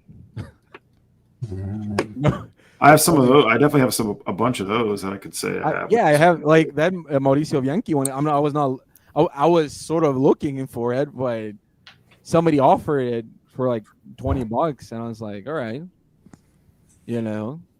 I just got a Pauline Oliveira's record that I was looking for, I guess. What is No that worry. record? Here, I'll make you. This is one I didn't think I'd ever Is own. that the Star Wars Episode 1 soundtrack? No. That's L'Enfant Assassin des Mouches, the kid, fly killer kid. Jean-Claude Vanier. Oh, that's Anakin, definitely. Does someone have like a cat brushing up against the mic? Like, what is that sound? I don't know. It can't be me, but I don't think. It's like a scraping, and then like it's really loud too. I just got this, and this is one I never thought I would own, but nowhere near that pricey because I'd never seen it come up for sale. But it finally did, and it sat there for a day, and I had to think about it. And it was sealed, so it was sort of at the top of the price range. But I'm like, sealed, very risky. Haven't seen it in all the years I've been looking for it. But I wasn't like actively looking for this one, so I don't really consider it that. But there's one for you. What is But that record? the one before Oh. the Jean-Claude Vanier, Yeah. So Jean-Claude Vanier is a musician that only like musicians know, or like really deep diggers, or that's how it used to be until fairly recently. But Yeah, he was Finders Keepers reissued this. But he was the arranger of Serge Gainsbourg. So Mhm. that's why this is very collectible. There's a text by Serge Gainsbourg there inside of it that is exclusive to it, and they only did 1,000 copies of it back then. Yeah, So, it's also it's a beautiful. Well, we won't get into the. It's a beautiful textured. Can you hear me? Ooh. But yeah, this just happened to turn up from a guy here in the U.S. who I was buying a lot of things from, and he just. do you mind disclosing how much you paid for it? Because like getting it for less. Okay, no, don't say it. Everyone's gonna crucify me. I think I told you, Stunty, because I don't think, or maybe I forgot. I'll just say it that like at a record fair, if you find this under 800, you're making a good deal. I did okay then. Can you hear me? This is like DSD, 48. Just kidding. Why did you put echo? I don't remember. Can you hear me? Oh, Is Jose still talking? I can't hear him. I guess. I see his mouth is moving, but like, Jason, have you muted him? No. So Muted him. all right. Can you hear me, Stunty? So you were about boy. to show another record, the Dome? I'm gonna burn your record, Stunty. no, I mean, What the? are you going for like a what do you call it? Oh man, what's that? Stunty, I'm gonna burn your record. Guns. Stunty, I'm gonna burn the fuck your record. See, that's why you should not have Jose on, because he will do stupid shit like that. Here, just mute him and let's move on. Stunty, I'm gonna burn your record. I think you guys have made me realize something. I'm sitting there listening to y'all talk about all this kind of stuff, and I think the reason I don't have any Grails per se is just because I'm lazy. I was looking through my want list, and I found some rare records that are that aren't available anywhere. And I guess if I was trying to get them, they would qualify as Grails. But because I'm not trying to get them actively, I guess then they're not Grails, right? Are they available to you to buy? They're not. Well, they're not available on Discogs at least. Oh, Maybe well, that's available sort of that's a gray area still. Yeah. Like for it to be a Grail, like Plus, you not for sale on Discogs doesn't mean you can't contact the people who have put the record in their collection. Yeah, And I'm not going to do that. I've never done that for a record. I probably wouldn't do it. I mean, do you I- have children? You might have something to trade. Oh my gosh. No. That's stunty. Here's a record that might be a Grail to someone out there. Okay, what is that record? Everyone else is showing records. Alicia Keys. You know this? This is the Ghost of Each Room. It's the guy from Skinny Puppy. Is it Jose, Alicia? enough. First of all, Santi, when you speak about this man, you speak about him with respect. You do not call him the guy from Skinny Puppy. Okay, this is the god himself, Kevin Key. No, it's 7K. This was and anyway, this is his second solo album. It was his first one from a long, his first one was back in the 90s. And this is it was originally released only on CD. Then they finally gave us a vinyl pressing in, I think, 2014 or 15, something like that. And this was also the return of Ogre. This came out at a time after Skinny Puppy had, quote, broken up. Shrek? And Ogre appeared. Huh? You talking about Shrek? Don't listen to Jose. No, Jose. I'm not talking about Ogre. And he did a track on this album and got everyone excited about a Skinny Puppy reunion. Anyway, this would be a Grail to other people because it is kind of rare to find. They did 2 variants, I think, or maybe this one and then another repress of a different color. But I'm gonna say that something that Stunty doesn't know is like all the emo hot chicks from Texas, they only listen to Skinny Puppy. So I don't know what the fuck he's giving a hard time about Skinny Puppy. You know, great. This one's a little less so of a grail for people. This is the original copy of Subliminal Sandwich from Eat Beat. There's no reissue of that, so that's. Well, they did. They reissued did? it last year, but the OG came with of this one and Satyricon. They came out with a bonus 12-inch with some additional tracks on it. And when they reissued it last year, for whatever reason, they decided not to give the extra tracks, which makes. But this one came with a bonus 12-inch, whereas Satyricon you had an option. There was the limited edition and also regular one, but this one only existed that way. Yeah. So this one was a grail for me until I got it. Yeah. I had to get it from Europe. You know, no one in America had it. Yeah, it's on Played Against Sam in Belgium. But yeah, so you had a girl. Well, they were. I also had to get this one from Europe. The album that came out after that last one. Is it the one with the no? It's not the one with the Boards of Canada remix. No. Does anybody here has that Guided by Voices 10-inch that came on a beer 6-pack? Anybody? Yeah, wasn't it like Sierra Nevada or something? What? No, it's the Fish Company. I forget the. Dogfish Head.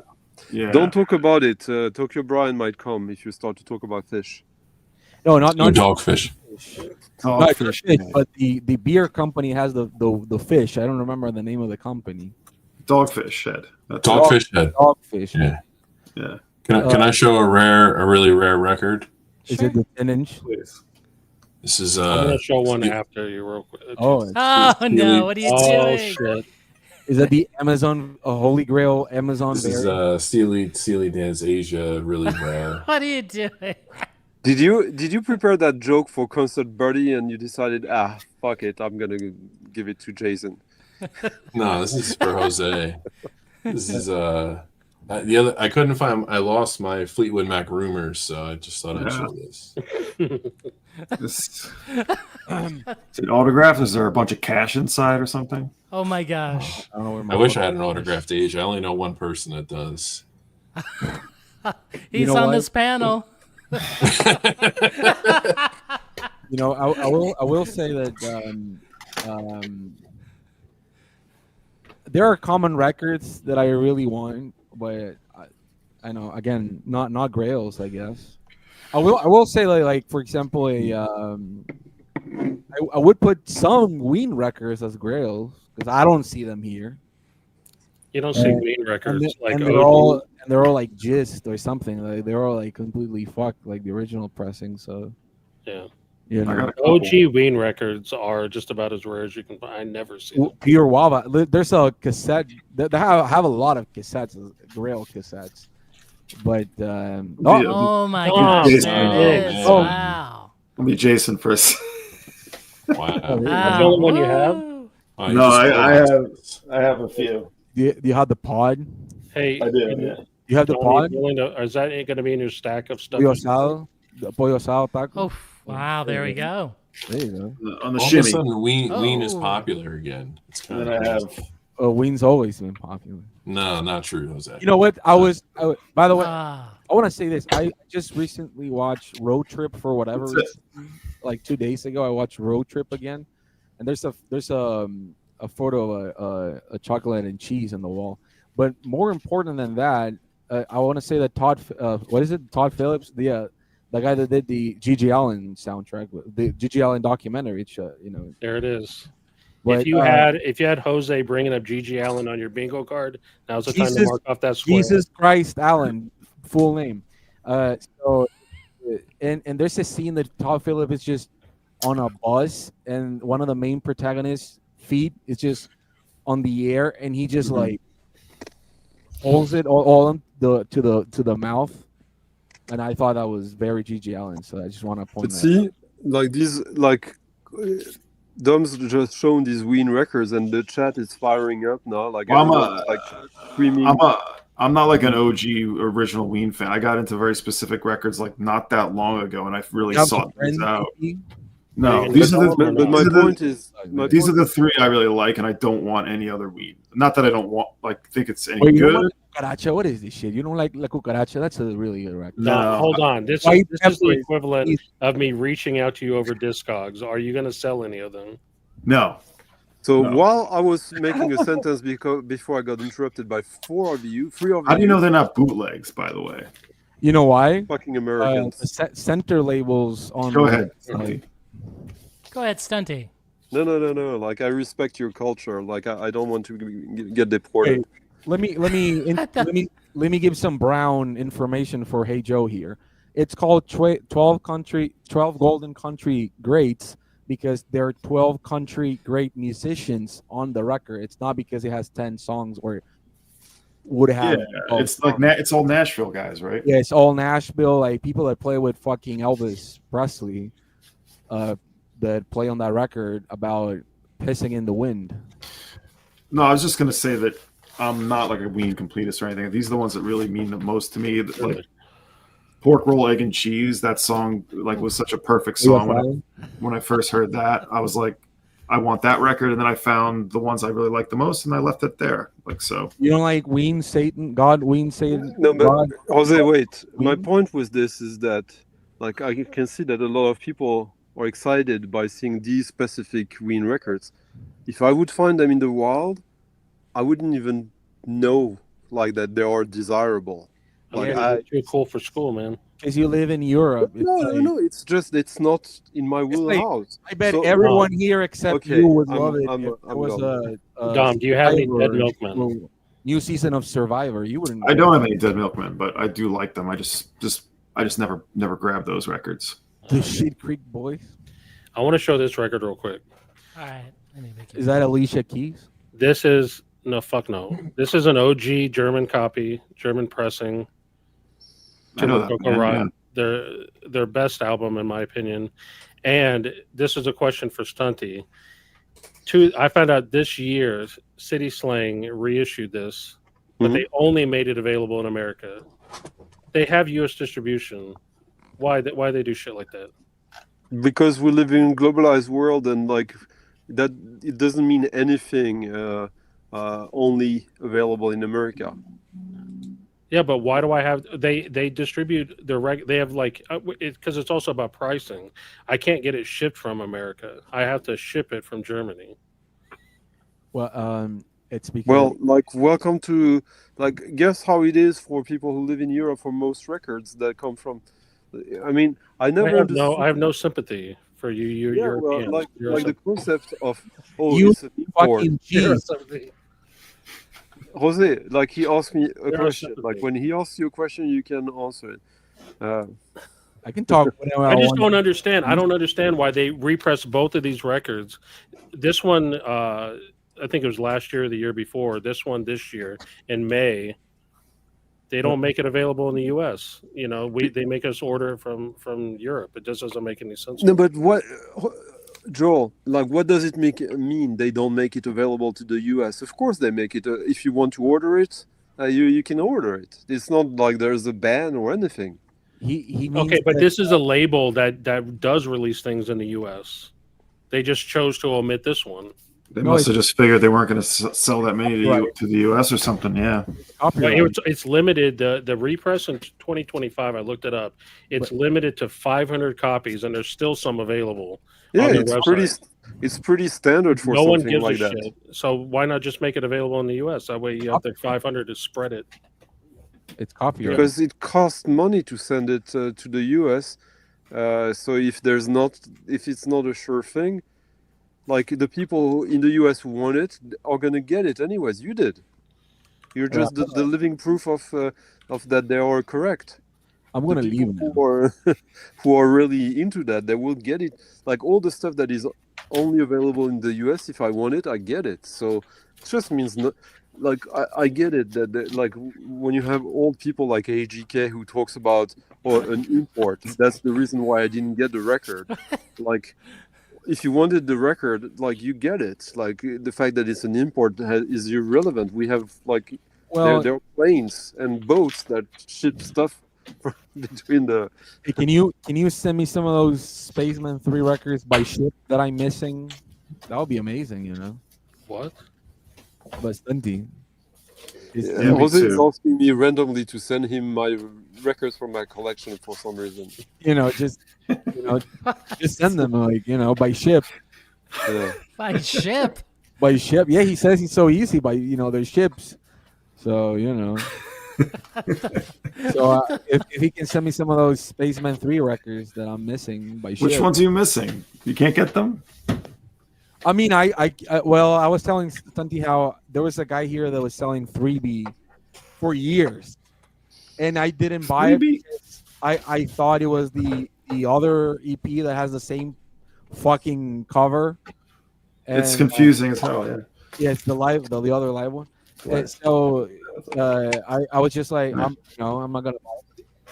I mean, you guys get bummed This- by records that are unavailable supposedly in the country you are in, and like 2 weeks ago you were all screaming about McDonald's, Pizza Hut records and all that, and ready You're watching that break the stream, huh? bank for these records, and now you're giving me shit for like, oh, I have to pay $10 for shipping. Like, No, it's not 10. It's like when I want a record, like for example, one of my grails is that I should send an Neubaden record that you know. When I find it, it's like $80, and then shipping is like 30. So fuck that guy that wants 30 for it, and then $30 shipping from over there. That's bonkers. Wait, but that's what's holding you back is the $30 shipping? Well, it becomes like a $150 record with tax. because 80 plus 30, that's like 110, Jose. no, wait. Just Oh, order yeah. something else from them. Order a couple more records. I have to ship it to my U.S. address, and then I have to pay money to get it here. So, you know, and I don't own a fucking car, so when I get it, I have to pay more. What, you just can't put Live it on a stream. ship? What the hell? That's what I'm saying. We need to create an army to help Jose get his records that he wants. Yes. Well, there's another record that has to do with that record that I want. No, we need to make Jose Wait, rich enough so that he can afford to keep all these Adam Sandler soundtracks that he had to sell because like the money was too good. Okay, I want to show one more, Jason. All right. Yeah, I know that record. So I love this record. So this is Lollipop, obviously yeah. it's only been It's been on More Music. Yeah, it's on More Music from 99 or something. 98, 99, something like that, yeah. Yeah. German. They're associated with the note list, or there's members of Yeah. the note list, right? Yeah, so it's never been repressed. There's none available for sale today in America on Discogs, only over in Europe. And you see Lollipuna records sometimes. You see Tridecoder a lot. I think it's probably because it's been repressed a few times. This one you never see. hey, is Alicia Keys playing that record?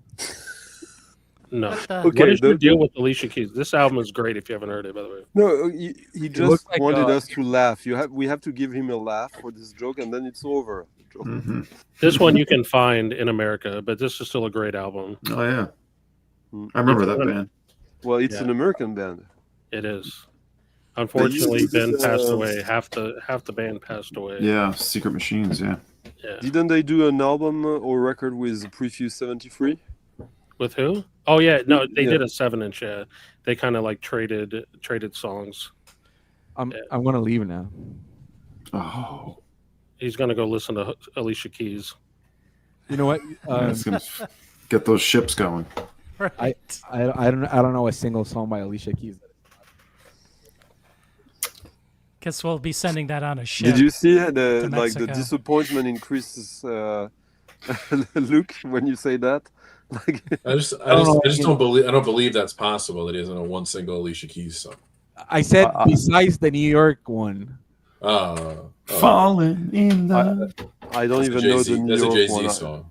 No, you I know, don't even- if it came all the way over there to where I live and I was like 12, it probably came to Europe, Stunty. Yeah, maybe, but doesn't mean I know it. It's like I have- You probably heard it. know I have the 12-inch of Wet Ass Pussy by Cardi B. That I know, but Excuse me, it's what- WAP. Okay. It's wet. You Yeah, know yeah. it, and do you know it because it's a great because tune. is it? Yeah, of course. It's something. Wyoming Dave, your comment about you're into more mainstream music, therefore you don't know the music I've shown.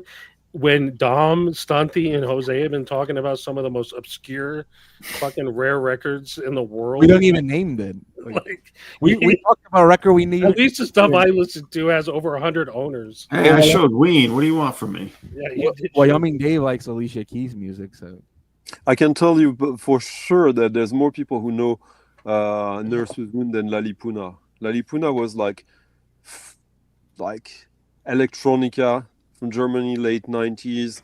It was kind of in fashion in the scene for like 5-6 years, and then some people remember it, but it was never like, it doesn't exist anymore, right? They only did like 2 or 3 records. Well, here's the thing. We talk about grails when it comes to records. There's also grails as far as like being able to see a band perform live. And I thought like you, Lalipuna was gone.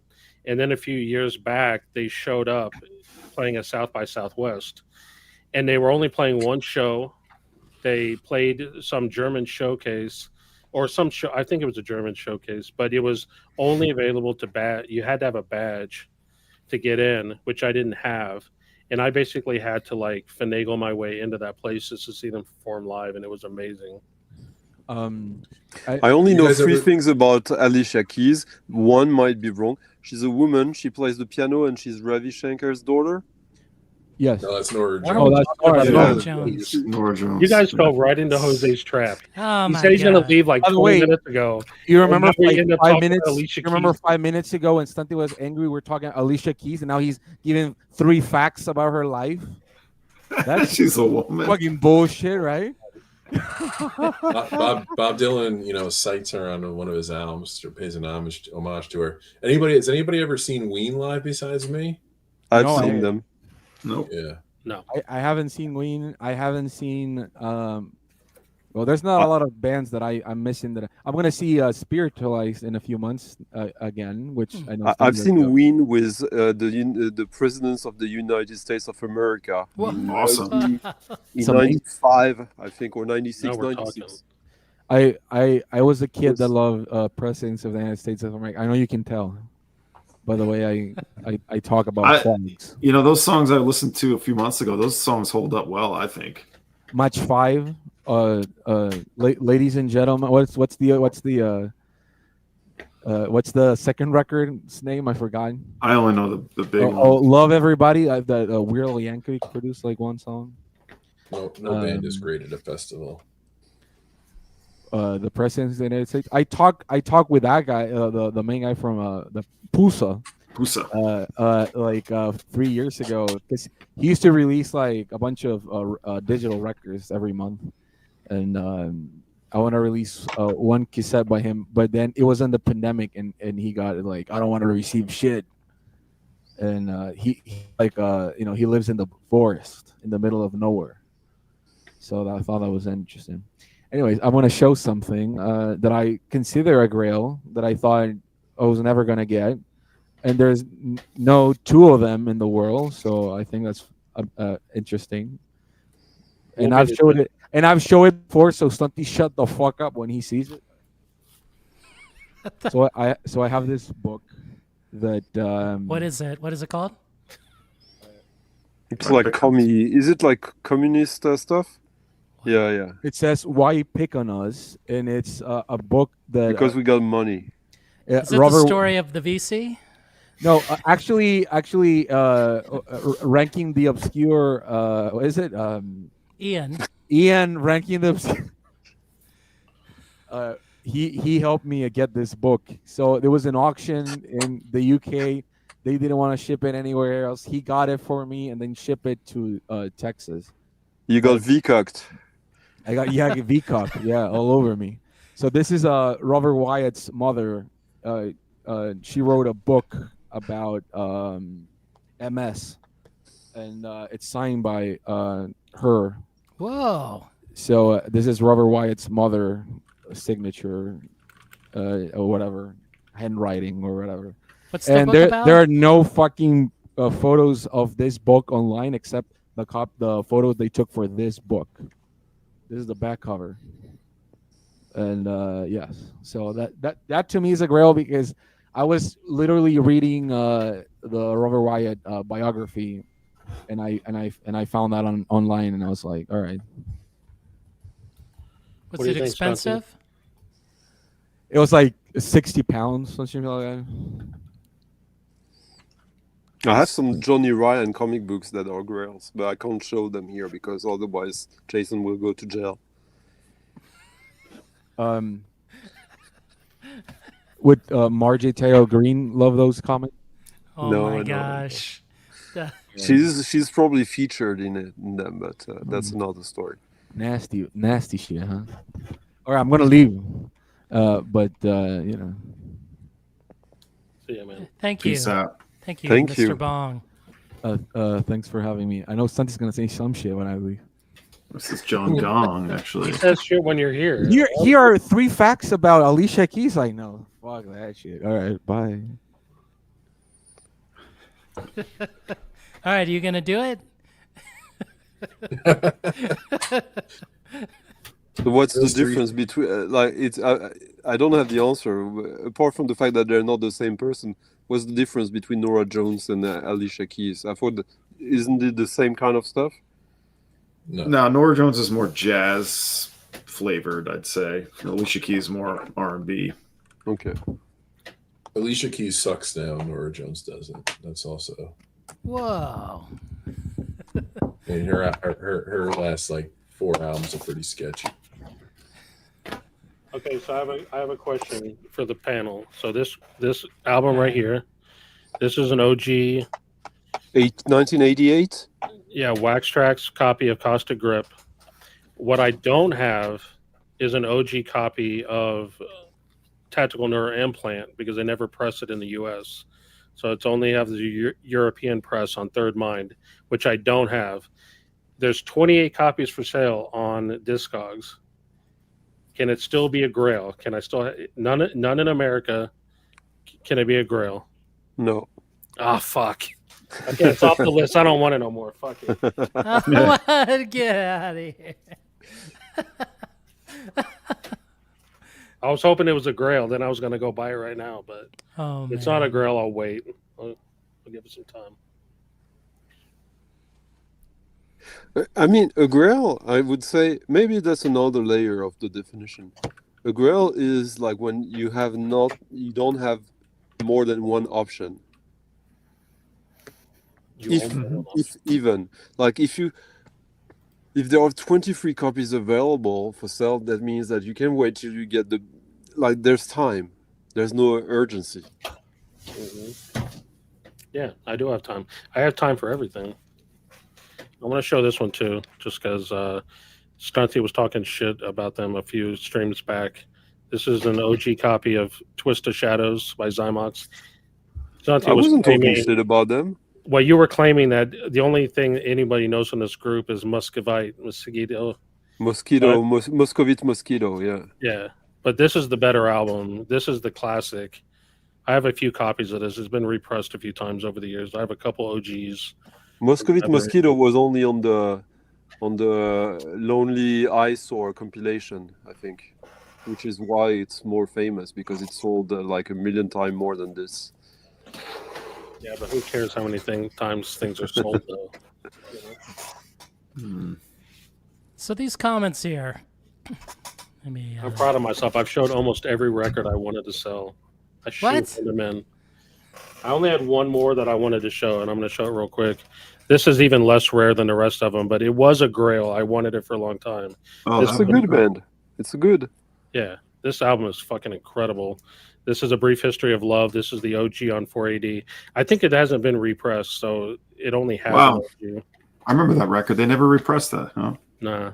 No, it's I actually like have the OGs of a few of their albums, their first 2 albums. sort of like a modern indie post-punk band. I have a 7-inch of that album with like a B-side that is really, really good. Yeah, I have all the 7 inches too, and I'm very happy to say I got to see them live. I was afraid I wasn't going to be able to, but they also came over here for South by Southwest. So I'm very thankful. So, question for the panel: can it be a Grail if you only make a point, but in the wild, in a record store in person, and refuse to buy it online? Well, that equation means that it's more about him than about the record. Like, he's more important than the Grail. The Grail should be more important than you. Look at Dom and his crazy antics to get that record. Well, depends on what, you know. I think you can, if you are not jaded about buying online, like I think you have to put a lot of that stuff aside. Like you have to not care so much about if it comes in a bad quality. You know, like because you know you could spend all those years finding something. Sorry, someone asked me a question in the chat. I got distracted. Yeah, Nathan, you're shameful excuse for a human being. What the? Come on. All right, question for Joel here. Do you have, if you can't please yourself, you can't. I'm not even sure what you're. I don't have it. I don't think, because I'm not even sure what you're referencing. Clan of Xymox. No. Oh, that's a comp. It's looks like it's a compilation. No, I do not have that. And Clan of Xymox not on it. Coil, Cabaret Voltaire, and Fetus, others are on it. I do not have that compilation. I mean, that's the kind of compilation I would typically buy if I found it out in the wild, but no, I don't have that. I'll put a link to it in the thing if you want to share it. I don't know. I can guarantee that most record sellers, record stores, if they visited Dom's place, my place, Jason's place, probably you guys too, they would think that our records are more important than us, for sure. Oh, I get looks, I'll tell you. People come in just like, what? Yeah. It's right. Yeah. I don't even mention it. I don't even say anything. They just come in and just like, what are you doing in here? I mean, now thinking about Grails, I mean, I do want OG copies of some of the albums off of On You Sound, and they're definitely pretty. But that which ones are you looking for, Joel? Some of the African head shards. Those are gettable for sure. Yeah, so most of them are probably gettable online. I would say they're pretty rare, like out in the open. Like I've not seen them at record conventions or record stores. In New York, you'll see those. If you come to New York for that fair, you'll see them. Oh hell yeah, then yeah. But I would put that squarely in the bucket of it. I would consider them Grails, but I also only want to see them in public. Like it's not that. Like I want that excitement of seeing them in the public, as opposed to like just getting it in the mail. Like, you know I could just order them and then they just appear in the mail. I don't want that. Like I want to go dig, and I want to be surprised when I'm coming through and I see it. I have plenty of stuff like that I'm just waiting, or if I don't ever see it, I don't. But I know at some point I might, and that'll feel like the right time to do it. Yeah, totally. And I love there's someone in chat knows African head charge. I've been getting the reissues just because, well, the reissues all sound fucking phenomenal. Yeah, they did those, and they also did all of the I can't think of anything tonight. The other band that's related. Creation Attack Head. Well, Creation Rebel, yeah, Attack Head as well. But Creation Rebel is what I was thinking of. Yeah. Yeah. Yeah. So Dub Syndicate as well. Dub Syndicate. Yeah. And I also want to get some of Adrian's solo album. I want to get his first solo album on vinyl. He just put out a new album. The first one under his name solo in I think the last one was the one on Real World or something like that. Yeah. The last one he did was that one it's been a while. He did that one Man versus Sofa. The one that I really want, I would love to find Never Trust a Hippie on vinyl. Actually, I would buy that online, actually. Didn't that dude Adrian remix the Last Spoon album, too? I think he did. I think that's right, Chris, yeah. that I guy. do have. I'm probably going to sell this Ben Sherman record on You Sound if you're interested, Joel. Okay.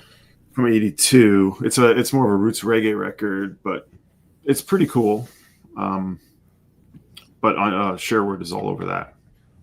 It's got all of his people on it. It looks like Never Trust a Hippie would qualify as a Grail. There's only a few copies for sale online, only one in the US, but it's $133. I guess that's not a Grail then, right? Because I could buy it. Yeah, and like $130, it's a lot of money, but it's a manageable bullet if that was your number one thing. Yeah, there was a brief. I'm basically like a recovering collector. There's things that I've gone hardcore into collecting in the past, music-wise, and I found it unfulfilling, but it's still my urge. Like when I first discovered On You Sound, like I did think like, oh, I want to collect all the OGs, but then I have to like correct myself. I'd be like, that's going to be a massive pain in the ass. It's going to cost a shit ton of money. It's unnecessary. I can hear all the music without doing that. Plus, you're gonna get a shitload of shit records as well. Then you gotta be selective. Like if you're a collector, I understand, but like that's Yeah, I would agree. You do have to mind. You have to look through those. Not everything's gold there. Yeah. So I think that's the Grail thing. There's also a big difference. If you're curating a collection of music, that's one thing, which could have Grails. But if you're a collector, then the Grail has even more emphasis. I feel like the Grail for a lot of people, not you, Stunty, specifically, or Dom, but the Grail becomes like an antique, like having the rare record for the sake of rare records. Stunty, I know it's different for you because you actually are, involved with the love of the music and curating that library. But I do feel that people chase Grails for the sake of saying, I have the Grail. I think that's where I disagree with the concept of Grail, like from a collector standpoint. I don't really have anything to say about that since it's kind of alien to me, and yeah, like having one, like this whole thing about like I know Dom is a little bit joking, it's tongue in cheek when he says that, but like this record gets filed. Like for me, whenever I hear someone say that, like I'm like, oh, so then you can then sell it. Like I don't understand the concept of hard filed. That's totally alien to me. Wait, what do you mean? You don't understand the idea of filing it or hard file? Hard file means like I have it, and when you say it, you often kind of infer that like, okay, I can only listen to records that many times in my life because there's always a constant flow of records coming in. This one, I've listened to it enough so that I've digested it. Now I can hard file it, which kind of means it might never come back out again because it's in kind of you had like a good active listen to it, so you just thinking about it will invoke or will trigger the memories or something. But if I say that, I just mean that's one I would probably least likely to sell. I mean, in a theory, everything here is for sale, but there's those probably, if I had to make a certain choice on some. You see, when you say that, like it means it's not for sale, I hear I'll probably never pick it up again.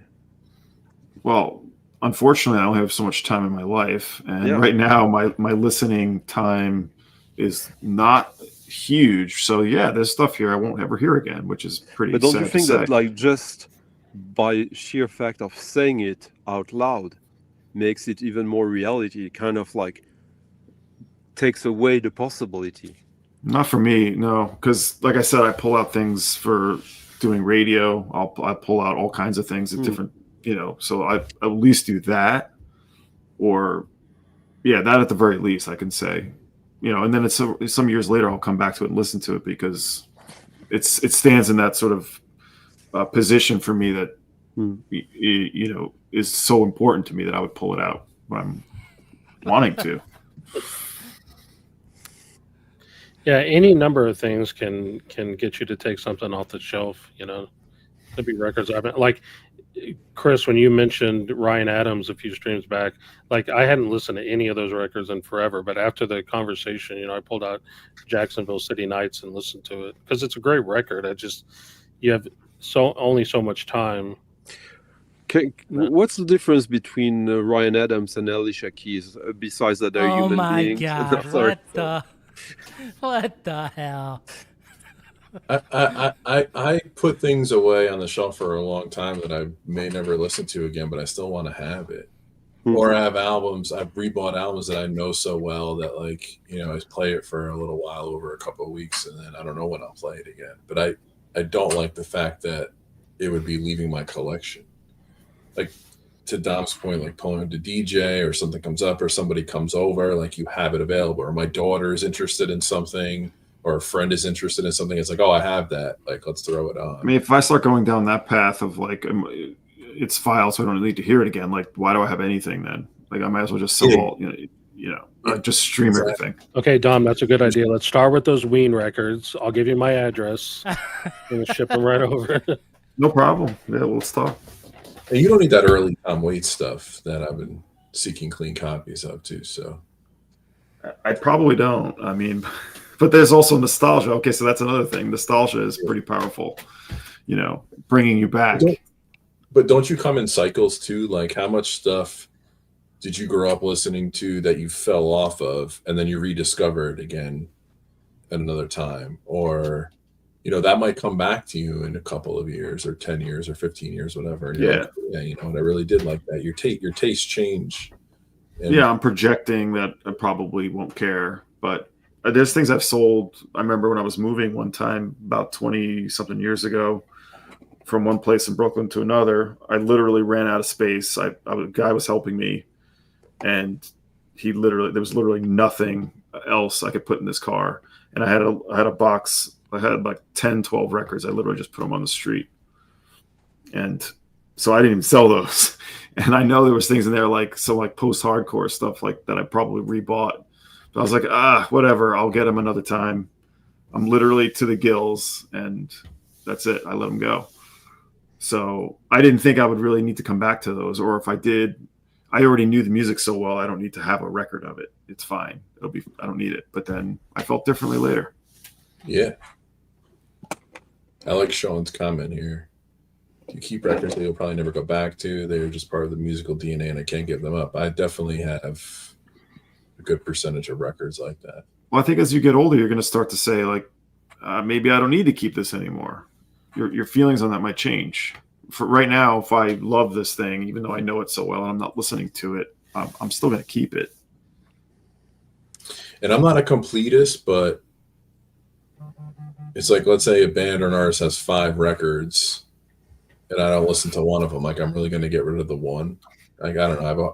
I have some artists I have a hard time doing that with. For me, it's easy to do that because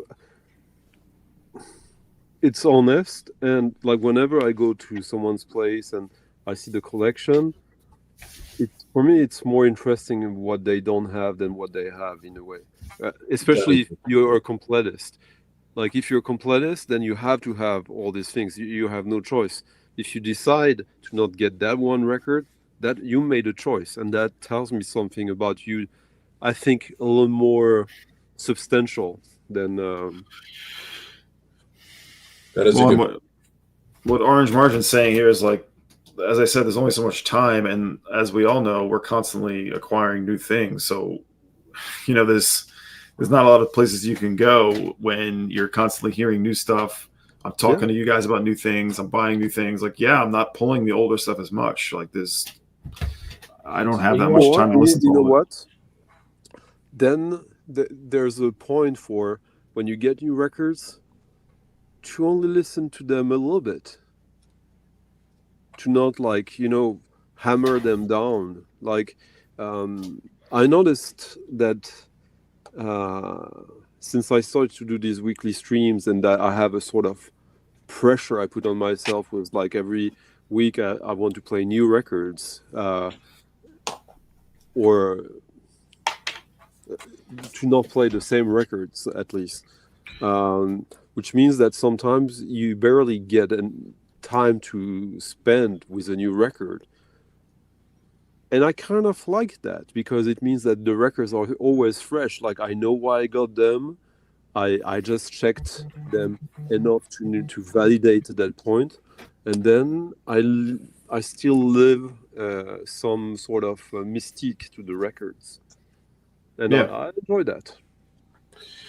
Yeah, I also put a rule in place, and I hate to be so systematic because it's a little bit restrictive, but for every new record I listen to, I have to pull one off the shelf and play one. So it's a 1-for-1. That causes a backlog, but it also, to your point, it's like you're shopping in your own collection. Like, well, I haven't heard that in a while. Or yeah, that's definitely, I have parts of the year where I do that too. Like I pulled out 70 something records to sell, but part of me is pulling those out to play because some of those are going to go back on the shelf because I really enjoyed them, and doesn't make sense to sell them. So that's part of what you should be doing too. Like a couple of months ago, we had the stream together, guys, and I came late in and made AKs against the record store and saying that like all the stuff that we like about record stores that we project, we can now get this from different sources, especially online, just with you guys. Like, and I'm sure it's the same for you, Jason. Like when you do your DJ streams on your Selecta streams on Sundays, like you just look at your records and like, oh, this one I haven't listened to a while, or this one people might not know it, and it's a social interaction. Like you get to listen to that record because of other people. Yep. And that's a virtuous reason, I would say. Yeah, that's why, not in a virtual environment, that's why I keep a lot of stuff because I never know I don't have a lot of people over, but if they do come, I always invite people to go pull something off the shelf. And like, if I have it, they can access it. That's why I like when Nathaniel Mars does the secret spins. It's a great thing because that's his listening time as well. Yeah. He's sharing something with you. It's fantastic. We also need something to be a background while we're on these streams. Think how boring it'd be. If we didn't have. Yeah. I got this from a Williams and Sonoma catalog. This isn't real.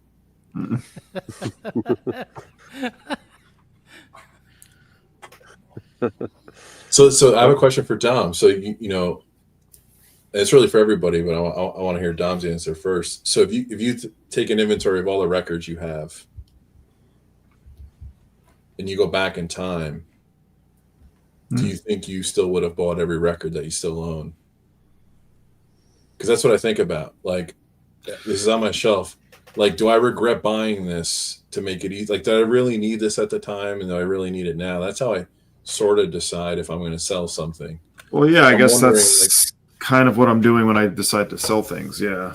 In a sense, But you sell stuff also to fund some purchases.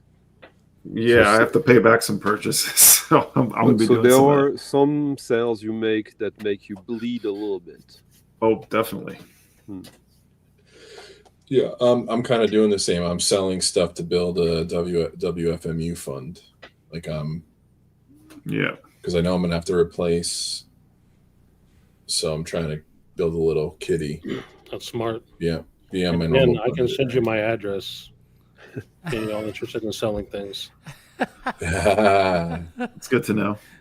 But yeah, that's part of what I'm also doing with this selling. I'm peeling off money a little bit. I'm not buying much the next few months, that's for sure. I said the same thing, and then the doorbell rings. I'm like, oh shit. I mean, you guys didn't know Dom with his infamous video of January 2004. No, it was a year before that, I think. 2023, where he said, I got this plan. I'm only gonna buy 6-year records a month. So I was just teeing myself up for ridicule. I'm a masochist. Said, I'm gonna get. So he had this plan. I'm gonna get 72 records during that year. I love how you always remember the number too. Yeah. Well, it's like come on, it's not that difficult math. Don't give me a break. But like I don't remember the total of that year you got, but I'm sure you do. Would you? Oh yeah, it was like 450 records, I think. That's actually good. I thought it was way less than it was. Why did you choose 72 as the number? Was that Because just... six records a month. Yeah, I Oh, literally wow. just I thought like, oh, between new releases and like some serious like things I wanted in a month, I could do 6 a month. And it seems like if you think about it, like yeah, I could see how that might work, but it doesn't account for so many things that go on in a year. You know, you have to basically shut yourself out to like all kinds of interaction, not going anywhere, like not going to record fairs, or yeah, not checking your email. Yeah, well, that was the other thing. I really cut down on buying like new releases or new reissues, particularly. So I thought, oh, I could do it, but well, there's also the fact that like when you're at a point in your collection, like me and Dom, I don't speak. Maybe it's the same for you guys, but like I know for a fact it's the same with Dom. We have a keen understanding that a lot of these records that we want to, there won't be many chances left. Like we're basically living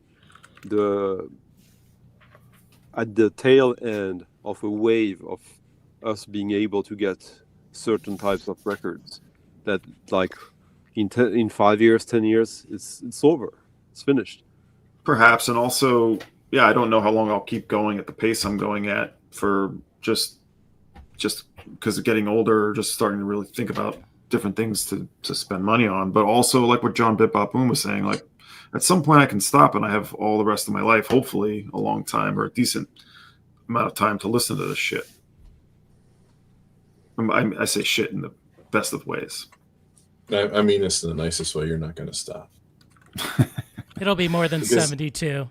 Because there's the circle of the economy here. Like there's going to be collections that get offloaded. There's going to be so much stuff recirculated that's accessible to you. I think. Well, I was having fun with that. I mean, I was opening myself for ridicule, really, and just sort of trying to put a challenge out. You really believed it when you did it? No. I thought I would buy. I didn't. I thought I might do a little bit better than 400 something. But yeah, I didn't think it would work. I think I was just trying to. The whole point was to try to be more intentional about what I was buying and not buying things like too willy nilly. That was really the point. So maybe that 450 is intentional, though. I mean, how much of that 450? Well, have you held on to? Well, I'd have to look, but I would say the next 2 years after, that's kind of about what my ingestion take, or that's about what I get every year. It's kind of a lot, but I don't know, maybe not so much for others.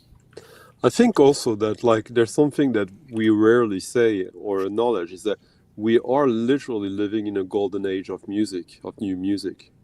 Oh, sure. There's music coming at you from everywhere. Yeah. Mm-hmm. And since we're a little older, we've opened up to way more types of music. So that just opens up, like, if you don't find like at least 100 brand new releases a year that you want, you're not really trying, I would say. I can definitely agree with that. I spend most of my time listening to new stuff. I don't spend nearly as much time listening to records from the past.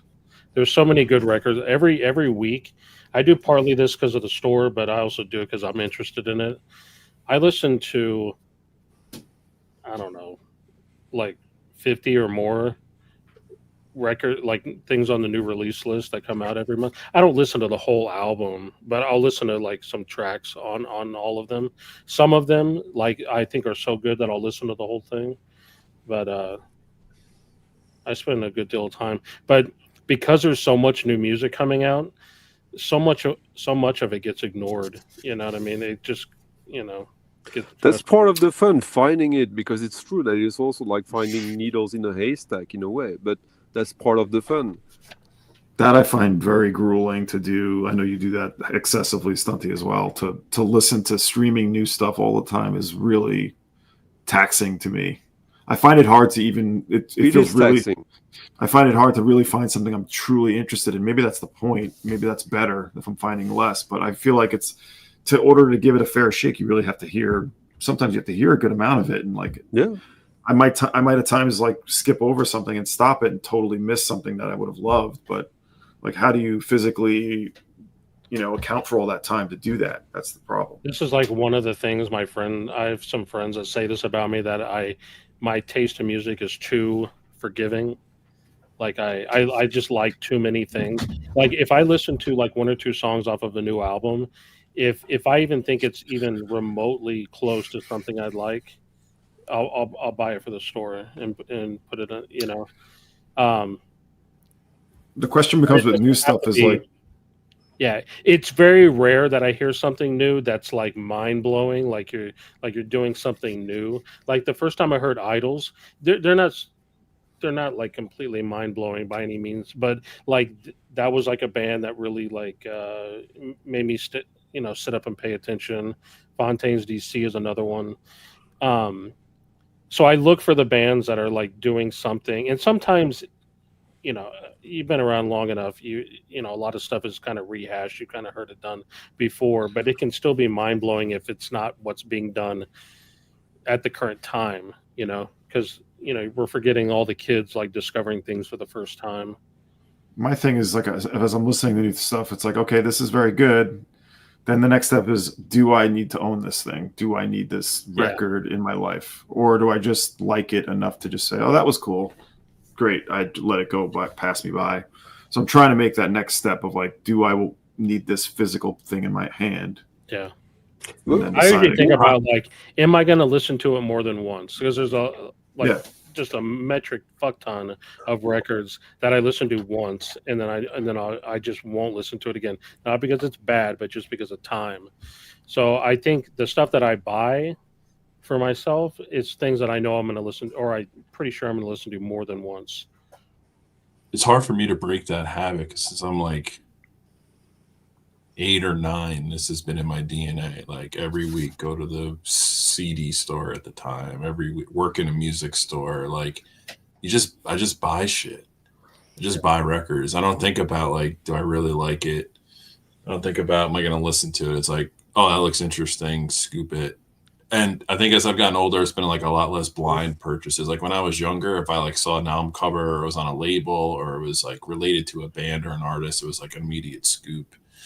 Now it's more of, I'm just thumb through the store. I'm like, oh, I forgot that this even existed. Let me just scoop it. When we did that stream about like record stores still relevant or not. Yeah, and we decided that they totally were, and that the best one happens to be here in Texas. Well, I made the case Right, for that. Yeah. Well, in that case, there are exceptions. But like after the stream, I came up with another good reason why. That was Chris.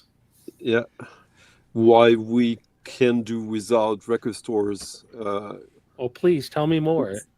Well, because of what Chris just said. When I buy online, like what Dom just said and Chris just said, like it goes, it's a given. Like I only buy stuff that I want, that I will listen to again, that gives me something. When I go to a record store, I tend to buy stuff even if there's nothing that I really want. So there's no fat in my collection from my online buying. And when I do a mistake, which can happen every now and then, I know immediately and the record is gone. I found that happening more recently too. Like right away, I'm like, oh no, that was a mistake. Let it go. And no emotion about it. Like no. And that feels good. Well, I feel a little silly. Like, what was I thinking? But whatever. Well, this is what I do when I go into a record store, because believe it or not, I still do it plenty.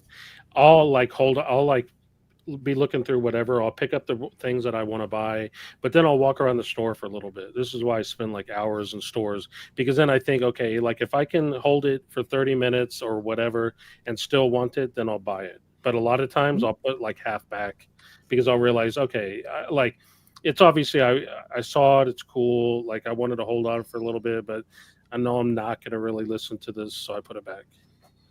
Yeah, Yeah, but I call usually- it the hard look. I Don't call you it the think hard that look. when you Like go that's, to record store, like not on the way to when you plan to go to a record store, you build a sort of the idea of a budget you have for that day, Mm-mm. and then you're limited by what is in the actual record store, and you tend to spend that budget anyways. Not I necessarily don't all do the that time. anymore. Yeah, well, then you're quite strong, but I would be shocked if not a lot of people in the chat would say that. But yeah, like they Okay, go let's to put up a poll, Jason. like Are you able to go into a record store and not buy anything? able is a thing, but like now I'm talking about the reality. Like, Okay. Dom, haven't you said that like you like to buy a record just to support the shop? that's happened, sure. But I also made sure it's something I really truly want. Well, I mean, okay, so there could be a point where I'm like, did I need it? Maybe, maybe not, but it felt good at that time. You know, that was a specific situation where I was going to stores with my record and selling them my record. I'm like, oh, they're taking a chance on me. I'll take a chance on something with them. Yeah. Yeah, that's fair. I was in a record store for 2 hours on Monday. I hit every piece of physical media they had, below the bins, dollar bins. I didn't buy anything. I couldn't find anything that like. Did you have anything in your hands, or you just like maybe get, or you just didn't even? I was tempted by one thing on their wall. That was it.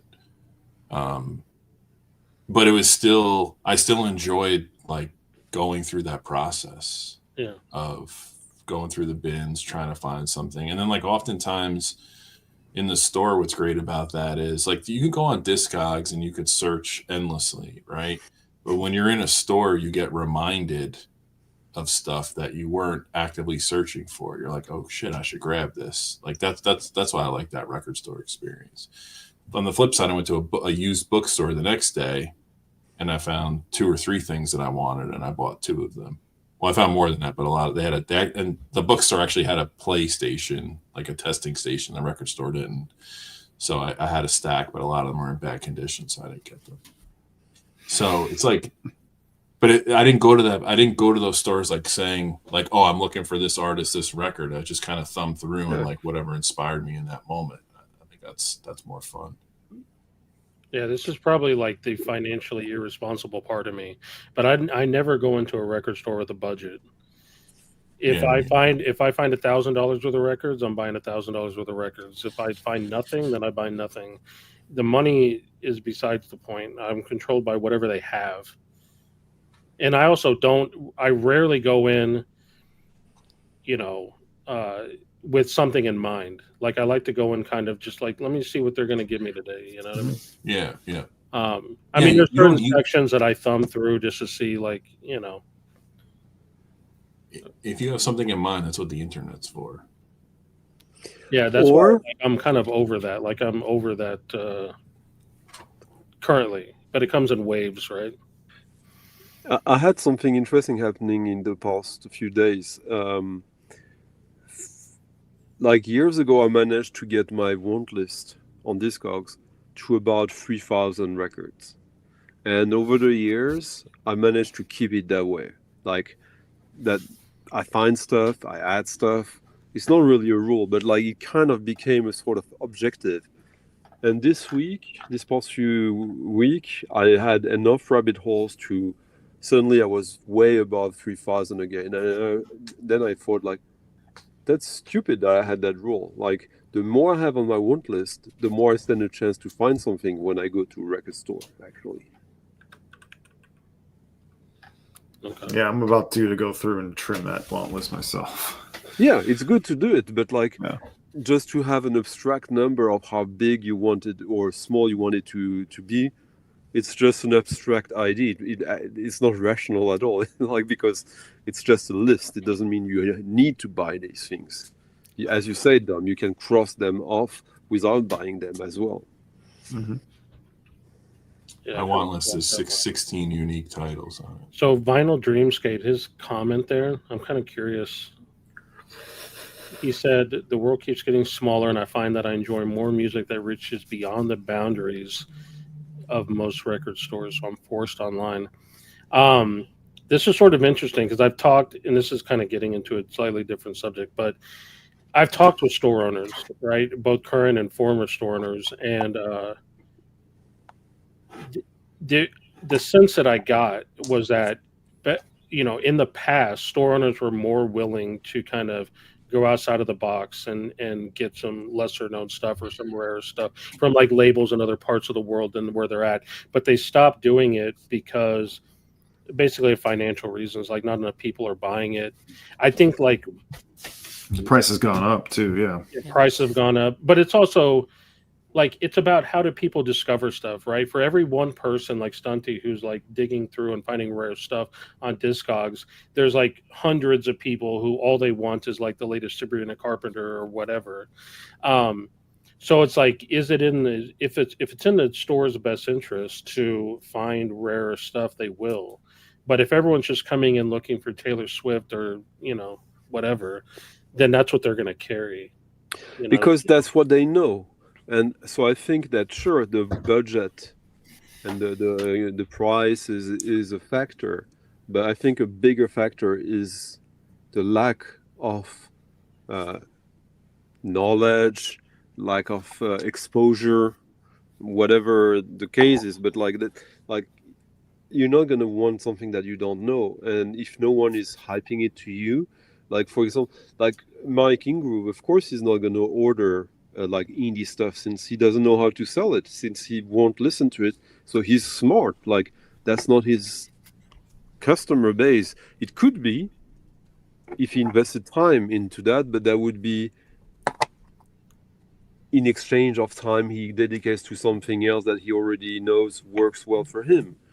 But on this idea of the old time indie shop that will curate and expose you to that, I think it's difficult because now there's so many different jobs you need to do when you have a record store like that. That, like, how much time do you have available for customers, like, who come and customers, we know how needy we What are you can. talking about, man?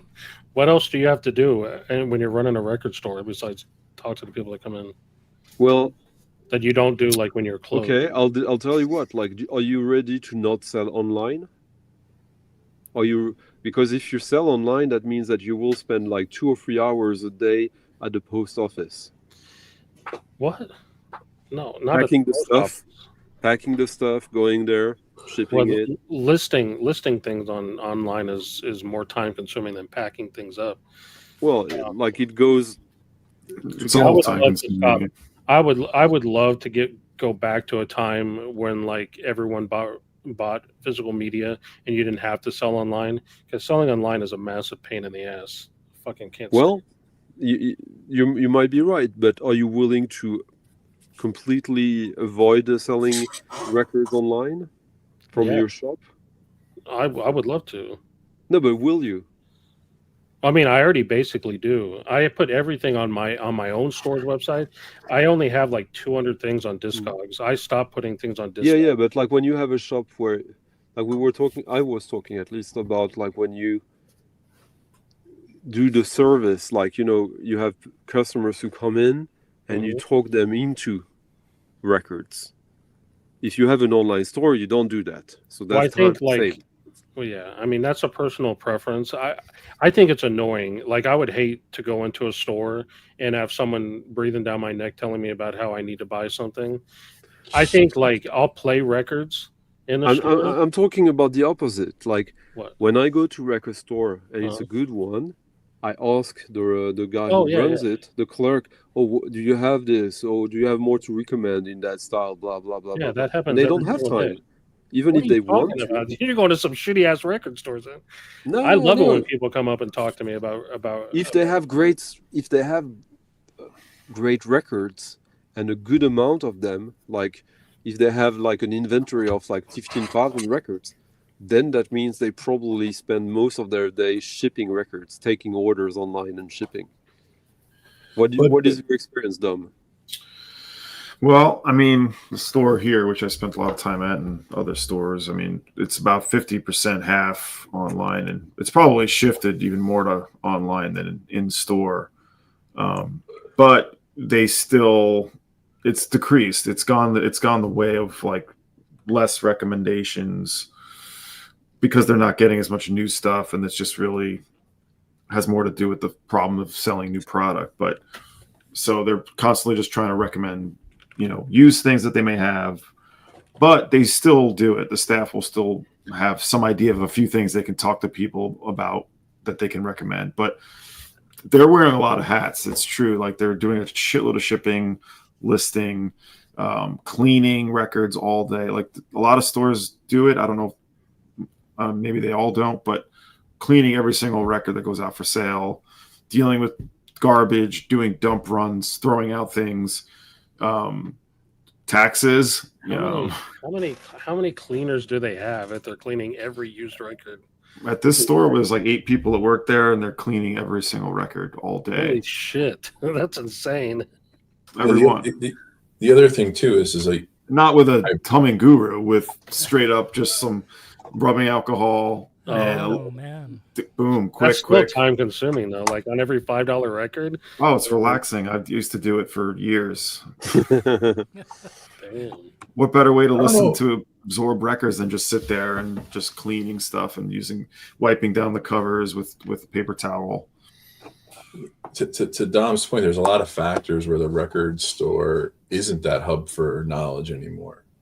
Like kids find music on TikTok. Like look at Bandcamp. Like Bandcamp is amazing. Like every album I want to sample is on there with audio. Oh, they come in with just as much information as we do sometimes. I remember the first time someone came in asking about vaporwave. We were all like, what the fuck is vaporwave? And the kid was like, you don't know what that is? Like, we were like, no, tell us. Then I don't need you. Come on, Grandpa. Yeah. Come on, Boomer. You don't know. Yeah. I mean, this is a while ago. I'm familiar with it now, okay? But I remember all of us, and the most curmudgeon-y guy from Northern England who worked there was like ready to choke this guy because he was being a little, sanctimonious about it. But also we were all like, well, okay, well, give us a good example of vaporwave then, bro. But I think we all yearn for every record store to be other music, but it's just not going to be that way. Like, in the store in the city, Dom, like, of course. It's just not. It's just not. And to Joel's point, I think a lot of shoppers I've seen in stores, whether it's a big box retailer or like your local shop, like I don't think they want the recommendations of people, which is strange to me because I know when we used to go to stores, I'd be like, oh, I like this. Like, especially as a kid, like I like this. What's the next 5 things connected to that? And that's how I learned. But I don't think kids want that. I'm not sure that they don't want it. I think it's just that very few people give them reason to trust them, the recommendation or I want recommendations, but I don't trust anyone to be able, because I know how most shops are structured, how much time they have on their hand to do the extra stuff beyond the stuff they need to do to keep the doors open, basically.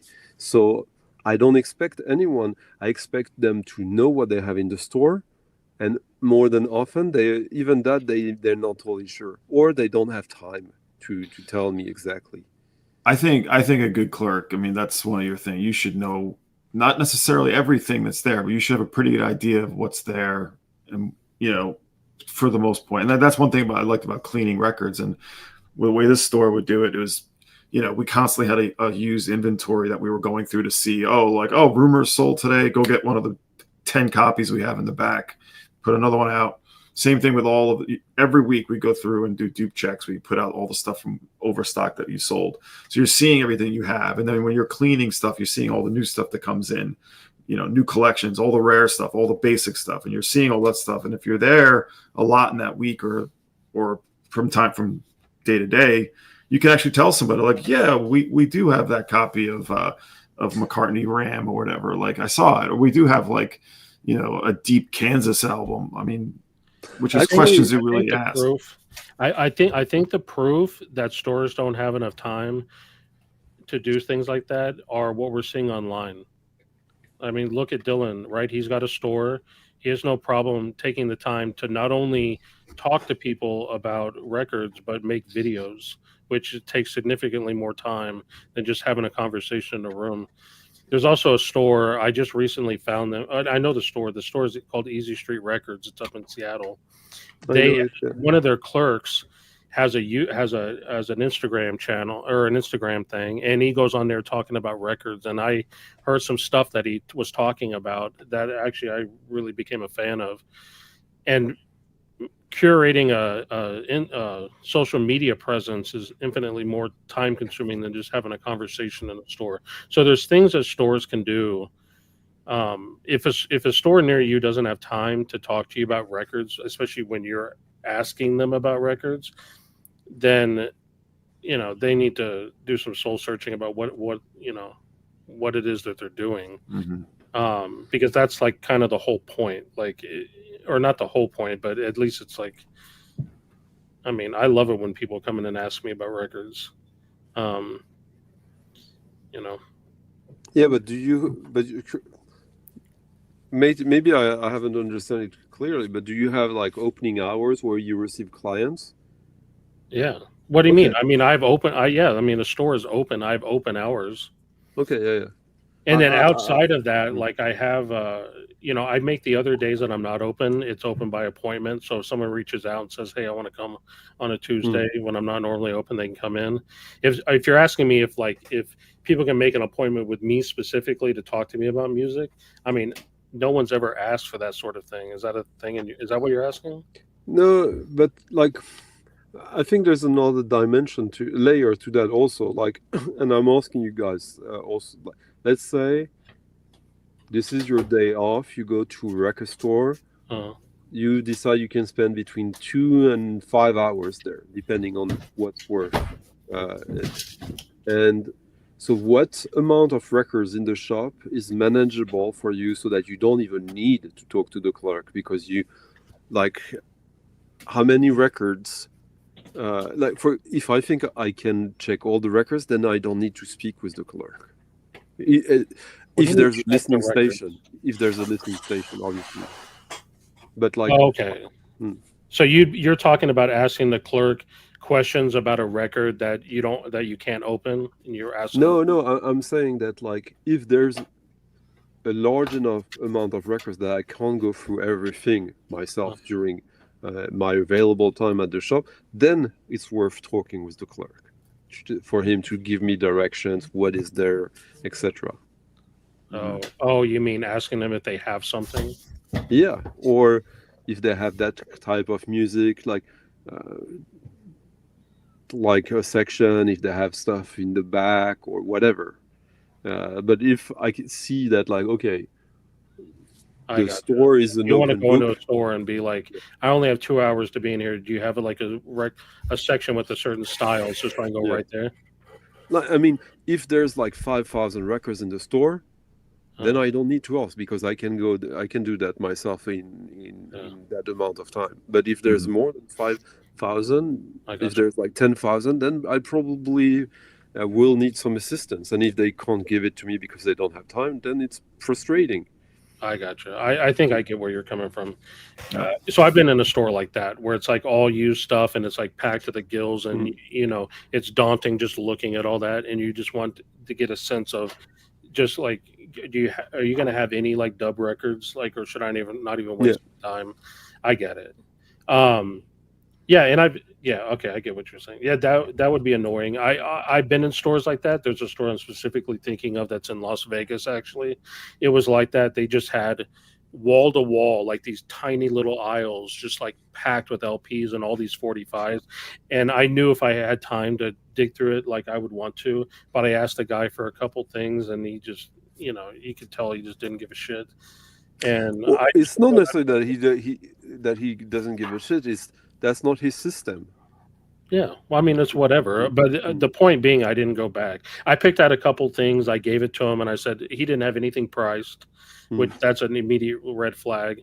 And he took like 30 minutes to tell me what the price was for a stack of 45s I gave him because he was looking them all up on Discogs or whatever he was doing, and he gave me these absurd numbers.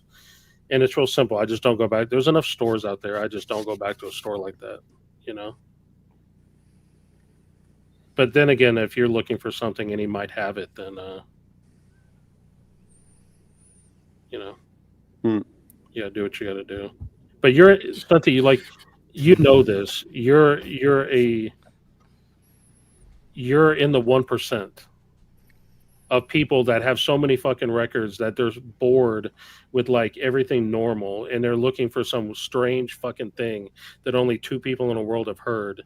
Because it's the only way you can get your rocks off anymore on music. Nah, that's not like the majority of people. You know, there are people out there, believe it or not, that still like listening to rumors.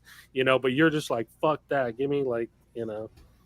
Nah, I mean, it's not black and white like that. The other day, I got a record in the store that was a dollar bin record. It's going to be a dollar bin record in the US, in the UK, in Europe, because it was released everywhere. It's like a record from '84. It's like African music with Herbie Hancock on synthesizers on a couple of tracks. Yeah. I didn't know about that record. I should have, because there were connections with other stuff that I'm interested. And I saw that, and I was happy to.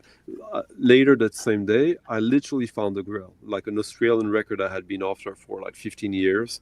I never thought I would get it. Like, the price was good, but it was much more than $5, and I was as happy with both. Like, both gave me the same excitement. Yeah, but you're still part of the 1%, is what I'm saying. Like, you're a little out of touch with like the 99% of people that go into a record shop. You know I think it's more them who are out of touch with me, I'd rather say.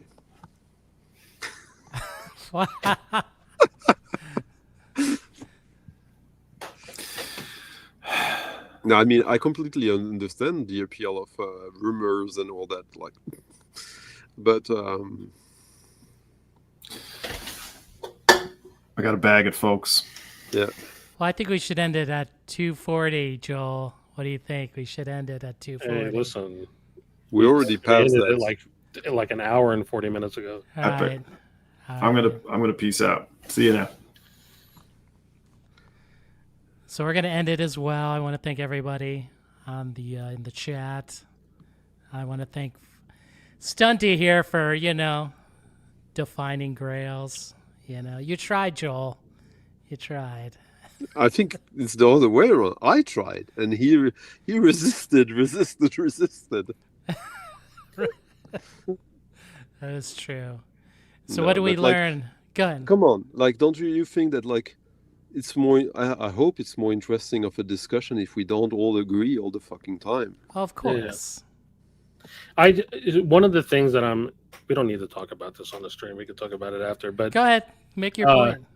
I can't help but feel like I know the people in the chat are the same people that go to like all the different VC streams and everything like that, and we're all like a tight knit community of record obsessed people that really care about Grails and stuff like that. But I'm also really trying to be in tune, or I am in tune with like the mass public, and 99% of people don't have anything like what you're talking about as a Grail. Oh yeah, of course. And I just don't want them to be alienated.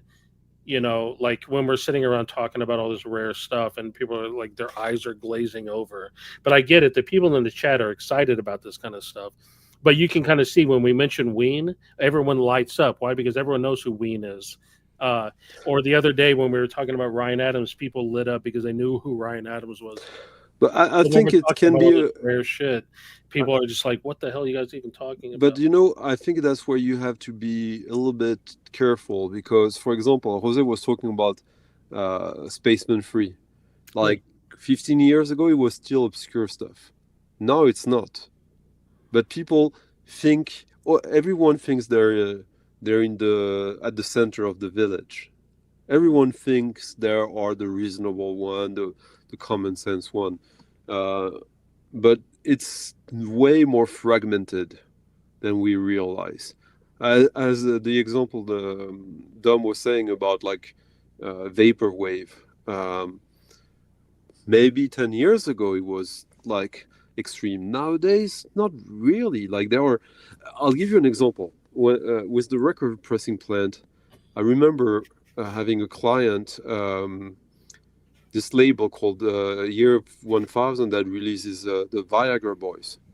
Yeah. Viagra Boys is not Great band, by the way. Yeah, but is it mainstream or not? No. Guess how many copies they press of a record? I have no idea. Probably Take enough. a wild guess. Yes.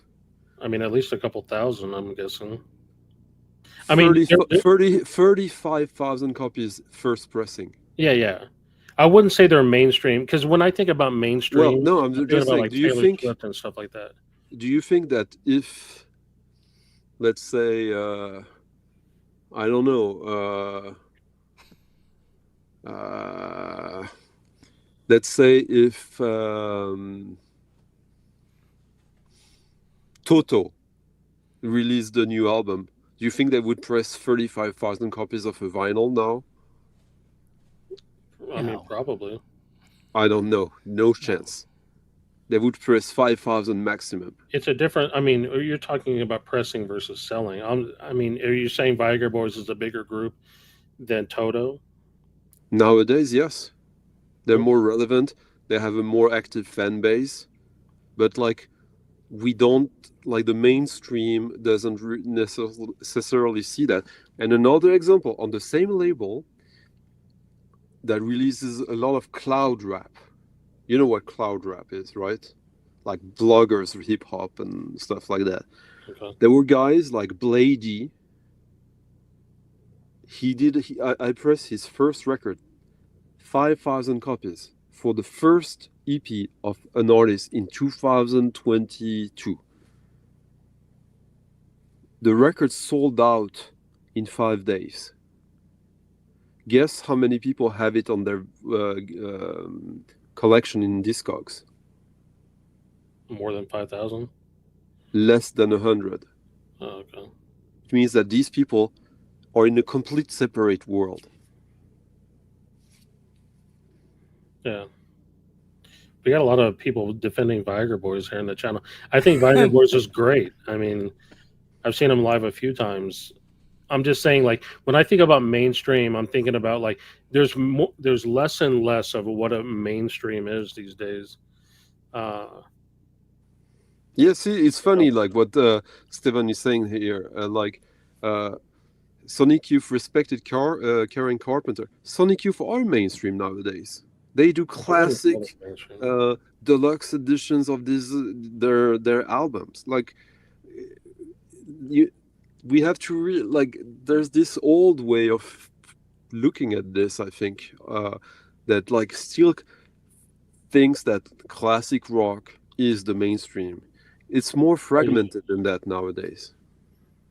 Yeah, I mean, there's stuff that what I do, like whenever there's a new festival announced here, at least here in America, the ones in Europe are a little different, but here in America, like I'll look at the lineup to see like how out of touch I've become, you know, seeing how many names that I know.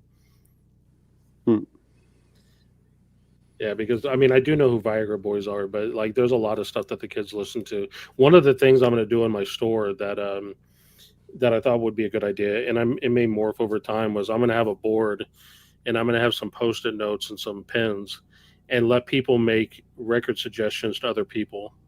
Like if you're feeling something, just write it down on one of the Post-it notes, put it up on the board and people can see it and get into other things, just because I'm always curious what people are listening to.